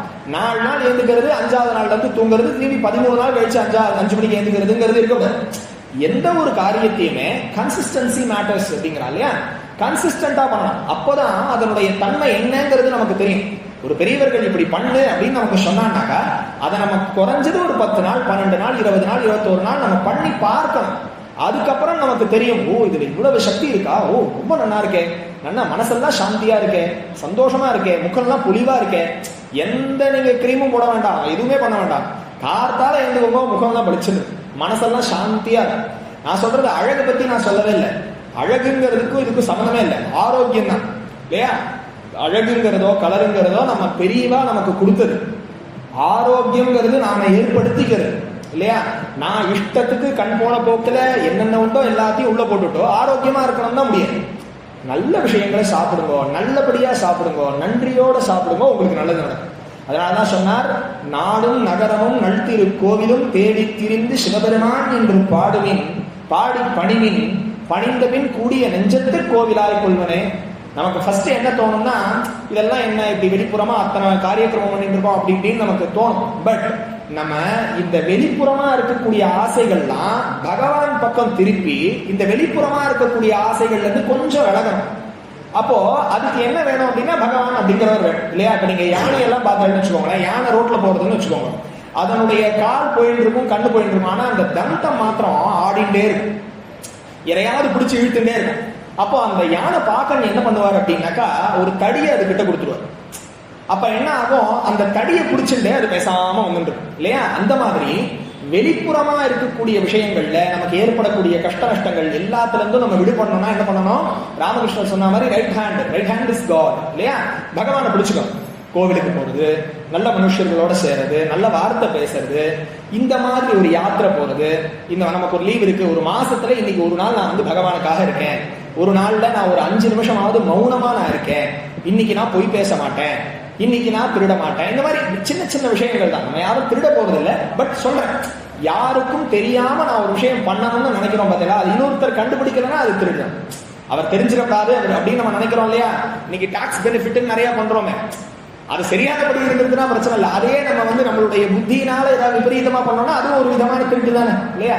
அந்த மாதிரி நான் திருட மாட்டேன், பொய் சொல்ல மாட்டேன், யாரும் எந்த ஒரு பொருளுக்கும் யாருக்கும் நான் ஆசைப்பட மாட்டேன் அப்படின்னு நம்ம ஒரு வாழ்க்கையை வாழ்ந்துட்டு இந்த நாள் நான் பகவானுக்காக அப்படின்னு நம்ம வாழ்ந்தோமே ஆனால் அன்னைக்குதான் நமக்கு தெரியும் இந்த வாழ்க்கையினுடைய மகத்துவம் என்ன.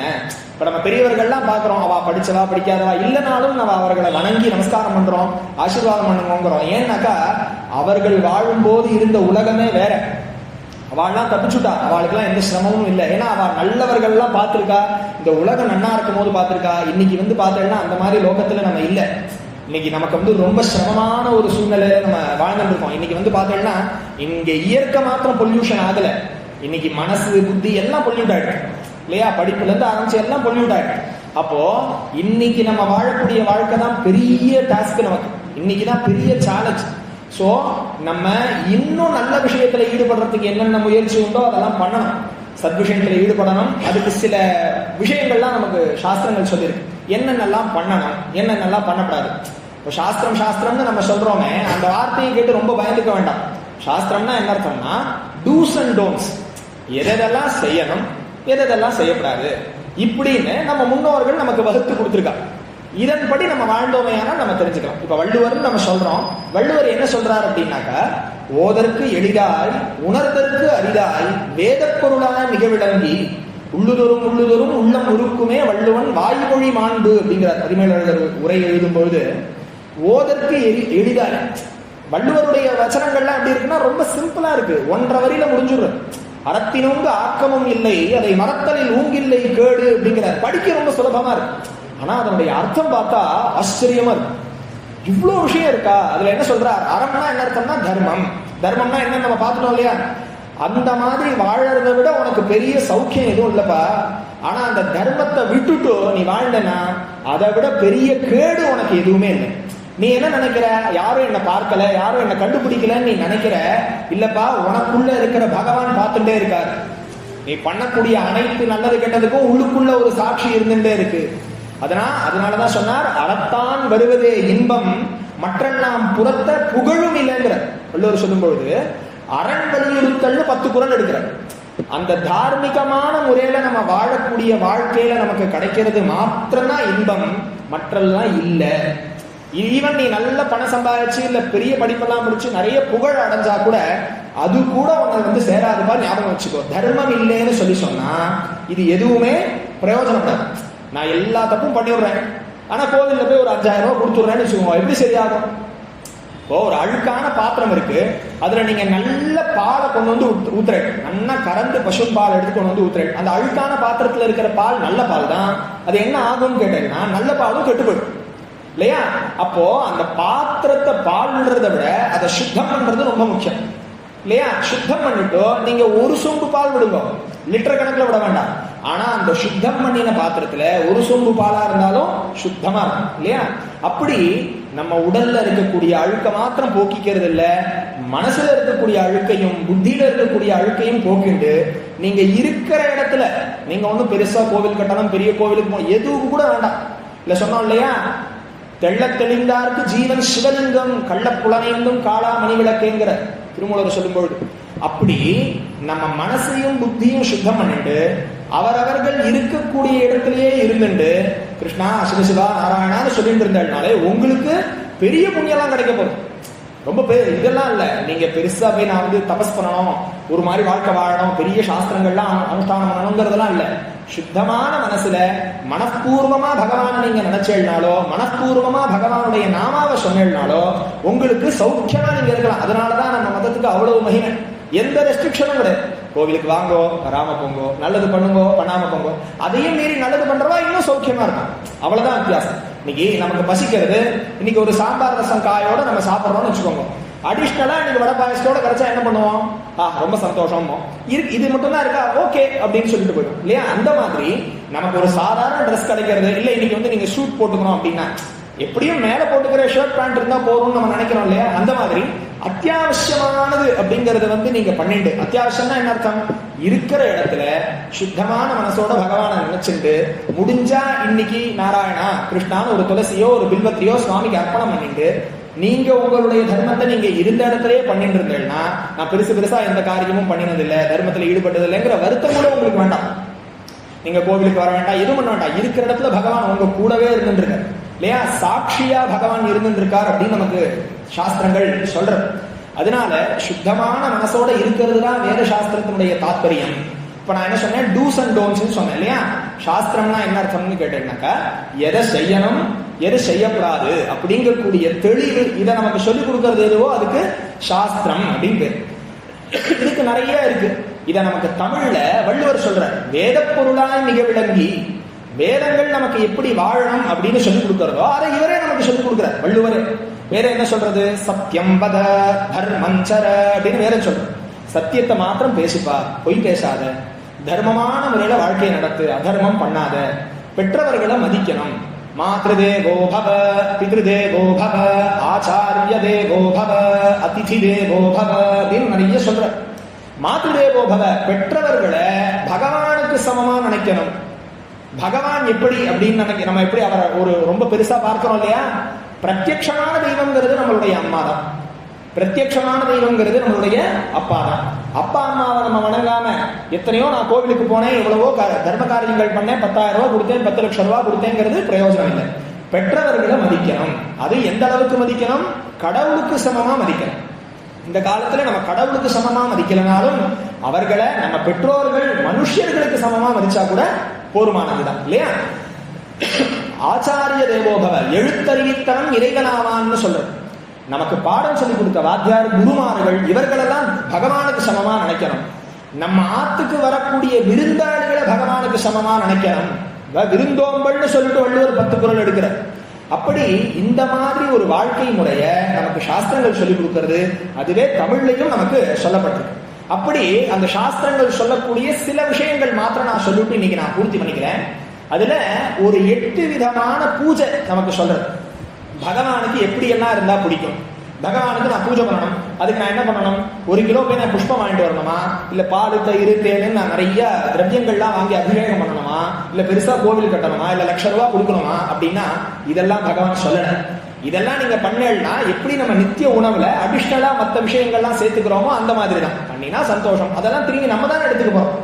பகவான் அப்படிங்கிறவர் எடுத்துக்கிறவரா இருந்தா நம்ம அதெல்லாம் பண்ண போறோமா சொல்லுங்க? நமக்கு வர்றதுங்கிற விஷயத்துலதான் பகவானுக்கு எல்லாம் பண்ணிட்டு இருக்கோம். அதுவும் நம்மளுக்கு சௌக்கியத்துக்கு தான் இல்லையா?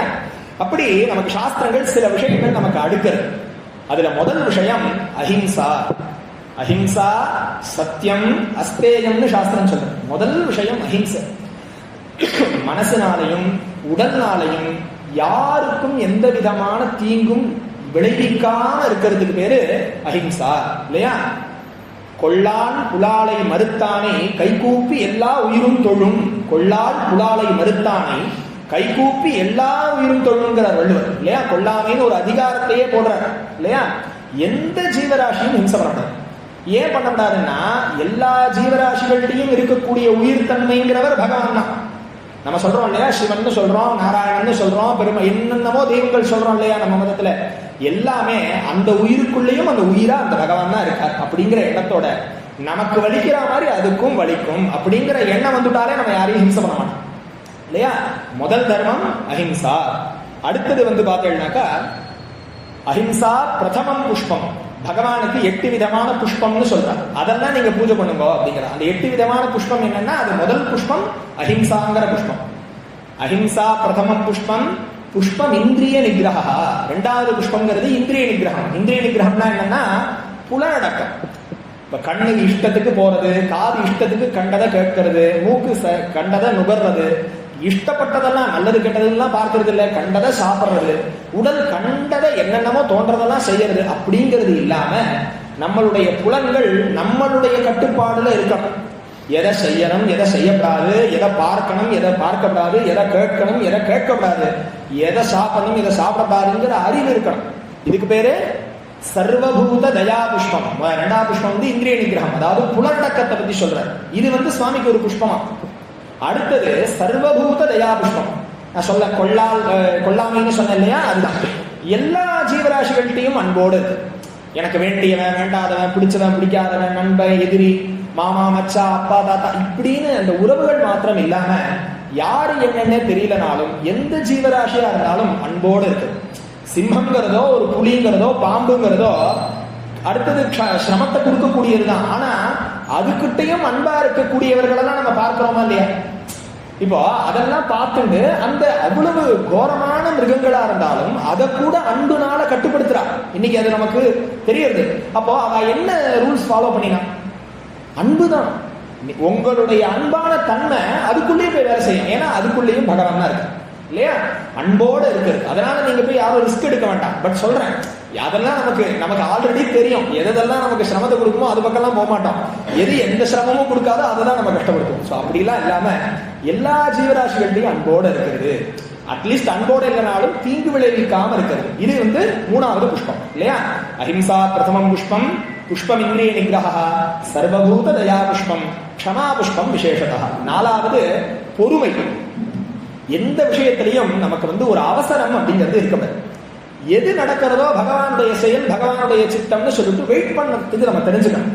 ஏன்னா எல்லாருக்கும் இப்போ ரயில்வே ஸ்டேஷனுக்கு எல்லாரும் போறார், எல்லாரும் ஒரே டைம்ல ஒரே ட்ரெயின்ல ஏறிடுறார். ஒருத்தருக்கு ஒரு ட்ரெயின் இருக்கு, ஒருத்தருக்கு ஒரு டைம் இருக்கு, ஒருத்தருக்கு வர வேண்டிய டைமுக்கு மேல லேட் ஆகிற டைமும் இருக்கு, சில பேருக்கு சீக்கிரம் வர்றதும் இருக்கு. இதெல்லாம் நம்ம வாழ்க்கையிலே பார்க்கிறோம் இல்லையா? ஆனா உனக்கான டைம் வர வரைக்கும் நீ வெயிட் பண்ணணும் பொறுமையோட.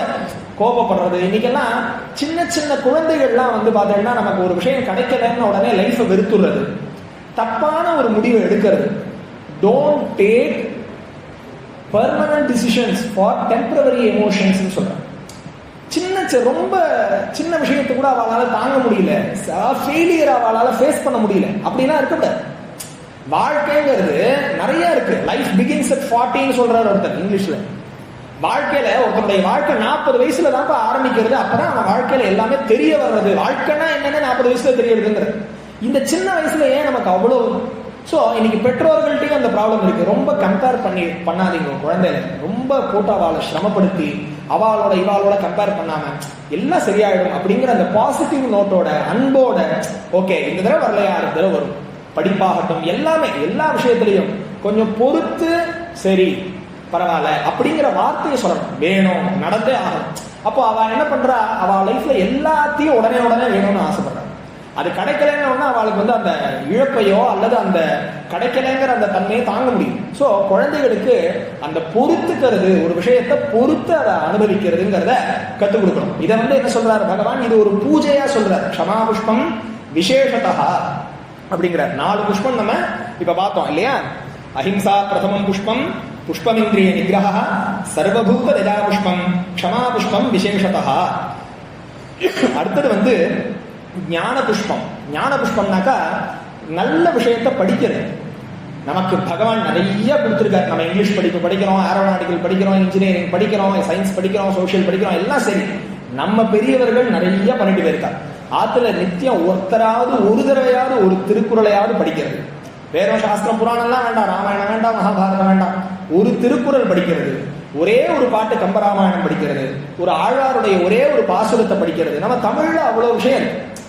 ஒரு விநாயகர் அகவல் படிக்கிறது, ஒரு ஆத்திச்சூடி படிக்கிறது, அதனுடைய அர்த்தம் தெரிஞ்சுக்கிறது, இந்த ஞானத்தை வச்சுட்டு வாழ்க்கையை நடத்துறது அப்படிங்கிற ஒரு புஷ்பம். அதுக்கு என்ன புஷ்பம்னு பேரு? ஞான புஷ்பம். ஞான புஷ்பம்னு பேரு. இதை நம்ம பண்ணினா அது ஒரு பூஜையா சுவாமி ஏத்துக்கிறாரா? நம்ம என்ன நினைச்சிட்டு இருக்கோம், பூஜைனா ஒரு கோவிலுக்கு போனோம், நம்ம எல்லாம் ஒரு உருவத்தை வச்சுட்டு அதுக்கு புஷ்பம் போடணும்னு நினைக்கிறோம். பகவான் என்ன சொல்றார், நல்ல விஷயத்தை நீ படி, அதுவே எனக்கு பூஜைங்க.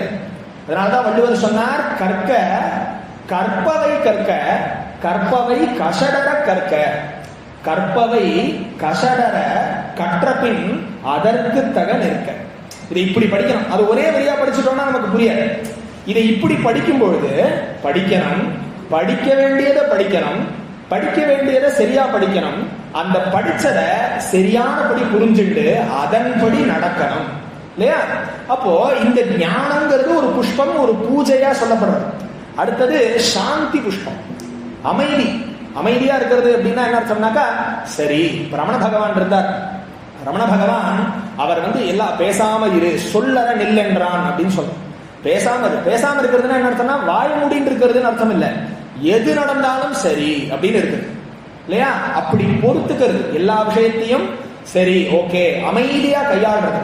எதுக்கும் ரொம்ப ஓவரா நம்ம ரியாக்ட் பண்ணாம, எதுக்கும் மனசோடைஞ்சு போயிடாம, ஒரேடியா சந்தோஷப்படுறதும் வேண்டாம், அதே சமயம் ஒரேடியா கான்பிடென்ட்டை விழற அளவுக்கு நம்ம லைஃபை வெறுக்கிறதும் வேண்டாம். அமைதியா இருந்தோம், எல்லாம் சரியாகும் அப்படிங்கறத நம்ம சொல்றோம் இல்லையா? அமைதியா இருந்தோம் சரியாயிடும். யாராவது ஏதாவது சொன்னா என்ன சொல்றோம், அமைதியா இருந்தோம் சரியாயிடும், அமைதியா இருந்தோம் சரியாயிடும் அப்படிங்கிறோம் இல்லையா? அந்த அமைதி, அந்த சாந்திக்கு பேர் ஒரு புஷ்பம். அது என்ன சொல்றார், அது எனக்கு ஒரு பூஜைன்னு சொல்றார்.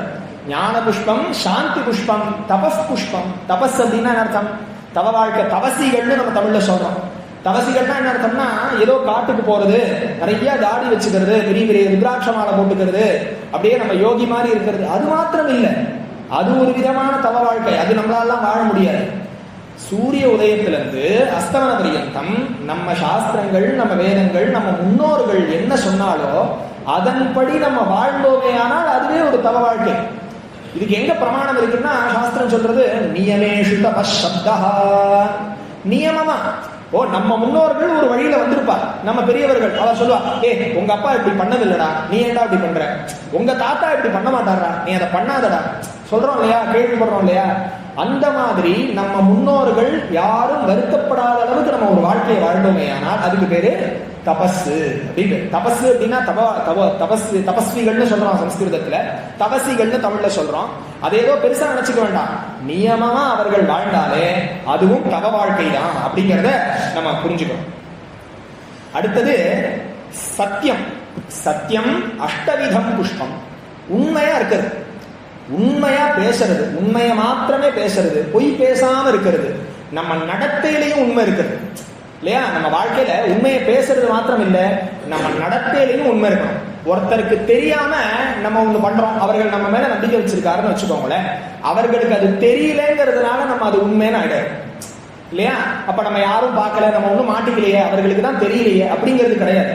உண்மை அப்படிங்கிறது என்ன இருக்கணும்னாக்கா, பேச்சிலையும் இருக்கணும், நடத்தையிலையும் இருக்கணும். அவர்கள் இருக்கா இல்ல, அவர்கள் பார்க்கல, எல்லா சமயத்திலையும் இங்க எல்லாம் முன்னாடியே நான் சொன்ன மாதிரி சாட்சியா பகவான் ஒருத்தர் இருக்கார் அப்படிங்கிற ஒரு பயம் இருக்கு இல்லையா நமக்கெல்லாம். அந்த மாதிரி அந்த சத்தியத்துக்கு பயப்படணும். வாழ்க்கையில சத்தியமானா இருக்கணும்னு சொல்றோம் இல்லையா. அந்த சத்தியம்ங்கிறது ஒரு புஷ்பம்ங்கிற. சத்தியம் அஷ்டவிதம் புஷ்பம் விஷ்ணோஹோ பிரீத்திகரம் பவேத் அப்படின்னு இந்த 8 விதமான புஷ்பத்தினால எனக்கு நீ பூஜை பண்ணு, நான் உனக்கு அனுகிரகம் பண்றேன். இப்போ இந்த 8 விதமான புஷ்பம் நம்ம சொன்னோம் இல்லையா. இதுல ஏதாவது நமக்கு கோவில் வந்திருக்கா, இல்ல பூஜை வந்திருக்கா, இதுல உபவாசம் வந்திருக்கா, இல்ல ஏதாவது ஒரு விஷயம் வந்திருக்கா பாருங்க. நம்ம வாழ்க்கையில இத்தனைக்கும் சொல்ல போனா இதெல்லாம் உங்களுக்கு யாருக்கும் தெரியாமலாம் ஒண்ணும் கிடையாது, எல்லாருக்கும் இந்த விஷயங்கள்லாம் தெரிஞ்சதுதான். இப்ப நம்ம என்ன பண்றோம், அதை ஞாபகப்படுத்திக்கிறோம் இல்லையா. ஓ கரெக்ட் தான், ஓகே அப்படின்னு இதை நம்ம ஞாபகப்படுத்திக்கிறதுனால என்ன ஆகும், ஒரு ரிஃப்ரெஷ் நமக்கு கிடைக்கும்.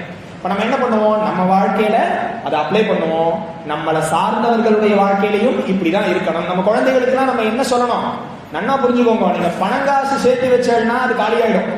நம்ம குழந்தைகள் நல்லபடியா இல்லை அப்படின்னு சொன்னா அந்த எத்தனை கோடி சேர்த்து வச்சாலும் அது அவர்களுக்கு நிக்க போறது இல்லை. நம்ம சேர்த்து வைக்கிறத எதை சேர்த்து வைக்கணும், முன்னாடியே நான் சொன்ன மாதிரி இன்வெஸ்ட்மெண்ட்ங்கிறது என்ன அப்படின்னாக்கா தர்மத்தை இன்வெஸ்ட் பண்ணணும். குழந்தைகளுக்கு நல்லொழுக்கத்தை சொல்லிக் கொடுக்கணும், நல்லவர்களை பத்தி சொல்லிக் கொடுக்கணும், பெரியவர்களை மதிக்கணும்னு சொல்லிக் கொடுக்கணும். இந்த 8 விதம்னு சொன்ன பாருங்க, இந்த குணங்கள்லாம் குழந்தைகளுக்கு சொல்லிக் கொடுக்கணும். அப்போ என்ன ஆகும், மண்ணில் நல்ல வண்ணம் வாழலாம் வைகளும் நல்ல கதிக்கு யாருமோர் குறைவில்லைன்னு சொன்னா போல நம்ம குழந்தைகள் நம்ம நாளைக்கு பணங்காசு இல்லாம இருக்கலாம், ஆனா அந்த குழந்தை என்ன சொல்லுவா, அப்பா அம்மா நன்னா வளர்த்திருக்கா, ஒழுக்கமான குழந்தை, நன்னா இருப்பா வா கூடு எப்படின்னு நம்ம சொல்றோம், பாக்குறோம் இல்லையா. ஃபர்ஸ்ட் ஜெனரேஷன்ல நன்னா இருக்கிறவாளதான் நம்ம பார்க்கிறோம். எல்லாருமே எல்லாம் கோடீஸ்வரால நம்ம சேர்த்து வச்சுட்டு போயிட்டாதான் என்ன இல்ல, நமக்கு இந்த குணத்தை கொடுத்திருக்கா, தர்மத்தை கொடுத்திருக்கா. அப்போ அடுத்த ஜெனரேஷனுக்கு நம்ம என்ன கொடுக்க போறோம்ங்கிறத நல்லா யோசிச்சுக்கோங்க. நல்ல தர்மத்தை குழந்தைகளுக்கு சொல்லிக் கொடுங்க, அன்பை சொல்லிக் கொடுங்க, அரவணைப்பை சொல்லிக் கொடுங்க, பொறுப்புங்கிறத சொல்லிக் கொடுங்க. எப்படி இந்த சமுதாயத்துல நம்ம எப்படி வாழணும், அதுல எப்படி தார்மீகமா வாழணும். இன்னைக்கு எல்லாத்துலயும் பயத்தை சொல்லிக் கொடுக்குறோம், யார்கிட்டையும் பேசாத, சிரிக்காத, நிக்காத, ஓடா, எல்லாம் கரெக்டு தான், ஜாக்கிரதையா இருக்கணுங்கிறது வேற. அதே சமயம் இருக்கிறதுலாம் சந்தேகப்படணும்னு அவசியம் இல்லை இல்லையா. நம்மளுடைய பார்வையை மாத்திட்டா நம்ம சமுதாயமும் மாறும். ஏன்னா நம்ம எந்த திருஷ்டாந்தத்துல பாக்குறோமோ அது பிரகாரம் இல்லையா. இப்போ ஒரு மரம் இருக்குன்னு வச்சுக்கோங்களேன், அதை மரம் வெட்டுறவன் பாக்குறது என்ன பார்ப்பான், இது தேக்கு மரம், இது பலா மரம், இது வாழை மரம் அப்படின்னு பார்ப்பான். அதே மரத்துல ஒரு இந்த பலகையை பண்ணி வைக்கிறோம், நம்ம என்ன சொல்றோம், அது இந்த மரம்னு நம்ம சொல்றோமா, பலகைன்னு சொல்றோம். அப்போ நம்ம பார்வை என்ன ஆயிடுது, மரம்ங்கிறத தாண்டி பலகைன்னு ஆயிடுது. அதுவே ஒரு கிருஷ்ண விக்கிரகமா பண்ணிட்டோம்னு வச்சுக்கோங்க, நம்ம என்ன சொல்லுவோம், இந்த மரம் அப்படின்னு நம்ம சொல்றோமா, கிருஷ்ணர் அப்படிங்கிற இல்லையா. நம்ம பார்வை மாறிட்டுனா அந்த மரம் பகவான் ஆயிடும். இதுதான் தமிழ்ல சொன்னா, மரத்தை மறைத்தது மாமத யானை, மரத்தில் மறைந்தது மாமத யானை, பரத்தை மறைத்தது பார்முதர் பூதம், பரத்தில் மறைந்தது பார்முதர் பூதம் அப்படின்னு சொல்றது தமிழ்ல. குழந்தைக்கு ஒரு யானை பொம்மை கொடுக்குறாங்க, அந்த குழந்தை என்ன பண்றது, அந்த மரம் அப்படிங்கிறது அதுக்கு தெரியாது, அதை பொறுத்த வரைக்கும் இது யானை அப்படிங்கிறது. ஆனா அவன் அப்பா என்ன சொல்றாரு, இல்ல இது தேக்குல பண்ணது, அவன் எவ்வளவு கீழே போட்டாலும் உடையாது. அப்பா பாக்குற பார்வை ஒரு மாதிரி இருக்கு, குழந்தை என்ன பாக்குறான், ஐயோ அப்பா யானை அப்படிங்கிறான். அந்த குழந்தை என்ன சொல்றது, அதுக்கு சாப்பாடு விட்டுறேங்கிறது, அது தூங்குறதுன்னு சொல்றது. அந்த குழந்தைக்கு என்னன்னா அது யானையாவே பாதிச்சுக்கிறது இல்லையா? இப்ப நம்ம என்ன நினைக்கிறோம், அந்த போட்டோ பாக்குறோம், இது வெறும் போட்டோ, ஒரு கண்ணாடி, ஒரு பேப்பர் அப்படின்னு நம்ம பார்த்தோம்னா அதுதான் நமக்கு தெரியும். இல்ல அங்க பெரியவா இருக்கா, அவர் நம்மளை பார்த்துட்டு இருக்கார், நம்ம உண்மையா இருக்கோமா தர்மமா இருக்கோமான்னு அவர் கவனிச்சுட்டு இருக்காருன்னு நம்ம நினைச்சோம்னா என்ன ஆகும், அந்த போட்டோங்கிறது பேப்பருங்கிறது மறைஞ்சு உள்ளுக்குள்ள இருக்கக்கூடிய பெரியவா நமக்குள்ள தெரியவா இல்லையா? அப்படி நம்ம வாழ்க்கைய தார்மீகமான முறையில நம்ம வாழ்ந்துட்டு பெரியவர்கள் நமக்கு என்ன சொன்னாரோ, இப்ப நம்ம பேசணும் இல்லையா, இந்த வாழ்க்கை அத்தனையும் அவர் 100 வருஷம் வாழ்ந்திருக்கார் இல்லையா? காஞ்சி பெரியவர்கள் மாதிரி நம்ம வாழ்க்கையெல்லாம் நினைச்சு கூட பார்க்க முடியாது. நீங்க நம்ம 10 அடி நடக்க முடியாது. பாரத தேசம் முழுக்க நடந்திருக்காரு. சதாரா யாத்திரை போகும்போது பெரியவாளுக்கு 84 வயசு. சதாரா யாத்திரை நினைச்சு பார்க்க முடியுமா? ஏன் மதத்துல காசு கிடையாதா, கார் கிடையாதா, பிளைட் கிடையாதா? அதாவது என்னன்னா எல்லாருக்கும் அனுகிரகம். இப்ப கார்னா ஒரு செகண்ட் அப்படி கிராஸ் பண்ணி போயிடும். நடக்கும் போது போக முடியுமா? 4 பேர் இருப்பா, நமஸ்காரம் பண்ணுவா, அவளுடைய சிரமத்தை சொல்லுவா, நன்னாருமா. அப்போ தனி ஒருத்தருக்கும் நல்லது நடக்கணும்னு சொல்லிட்டு பாரதம் முழுக்க நடந்து தான் வாழ்க்கையில வாழ்வாங்கு வாழ்ந்து வேதம் சாஸ்திரம் புராணம் என்ன சொன்னதோ அந்த தர்மத்துல வாழ்ந்து அவர்கள் செஞ்ச அத்தனை தபசையும் நமக்காக அனுகிரகமா கொடுத்துட்டு இன்னைக்கும் பெரியவா அரூபமா இருந்து நமக்கு அனுகிரகம் பண்ணிட்டு இருக்கா. அப்படி பெரியவர்களுடைய மனசு கோணாம நம்ம வாழணும்னா இந்த 8 விதமான புஷ்பம், இந்த குணங்களோட நம்ம வாழ்ந்தோமே ஆனால் பெரியவர்கள், மகான்கள், சுவாமி எல்லாருடைய அனுகிரகத்தையும் நம்ம வாங்கிக்க முடியும். இப்படி இந்த தர்ம விஷயத்தை எல்லாரும் தெரிஞ்சுக்கணும், எல்லாரும் தர்மவான்களா இருக்கணும் அப்படின்னு சொல்லிட்டு இந்த பாஷணத்தை நான் இங்க பூர்த்தி பண்றேன். ஹர நம பார்வதி பதஜே ஜானகி காந்த ஸ்மரணம் கோபிகா ஜீவன ஸ்மரணம் பூரீகிருத சீதார்த்தி பிரகடீகிருத ராம வைபவ ஸ்பூர்த்தி தாரித தசமுக கீர்த்தி புரதோ மம பாது ஹனுமதோ மூர்த்தி. ஹரே ராம ராம ராம ஹரே ஹரே, ஹரே கிருஷ்ண கிருஷ்ண கிருஷ்ண ஹரே ஹரே, ஹரே ராம ராம ராம ஹரே ஹரே, ஹரே கிருஷ்ண கிருஷ்ண கிருஷ்ண ஹரே ஹரே, ஹரே ராம ராம ராம ஹரே ஹரே, ஹரே கிருஷ்ண கிருஷ்ண கிருஷ்ண ஹரே ஹரே.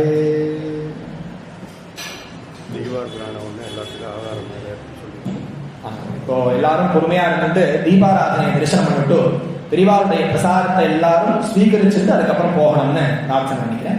மேல எல்லாருக்கும் பிரசாதம் ரெடி பண்ணியிருக்காங்க.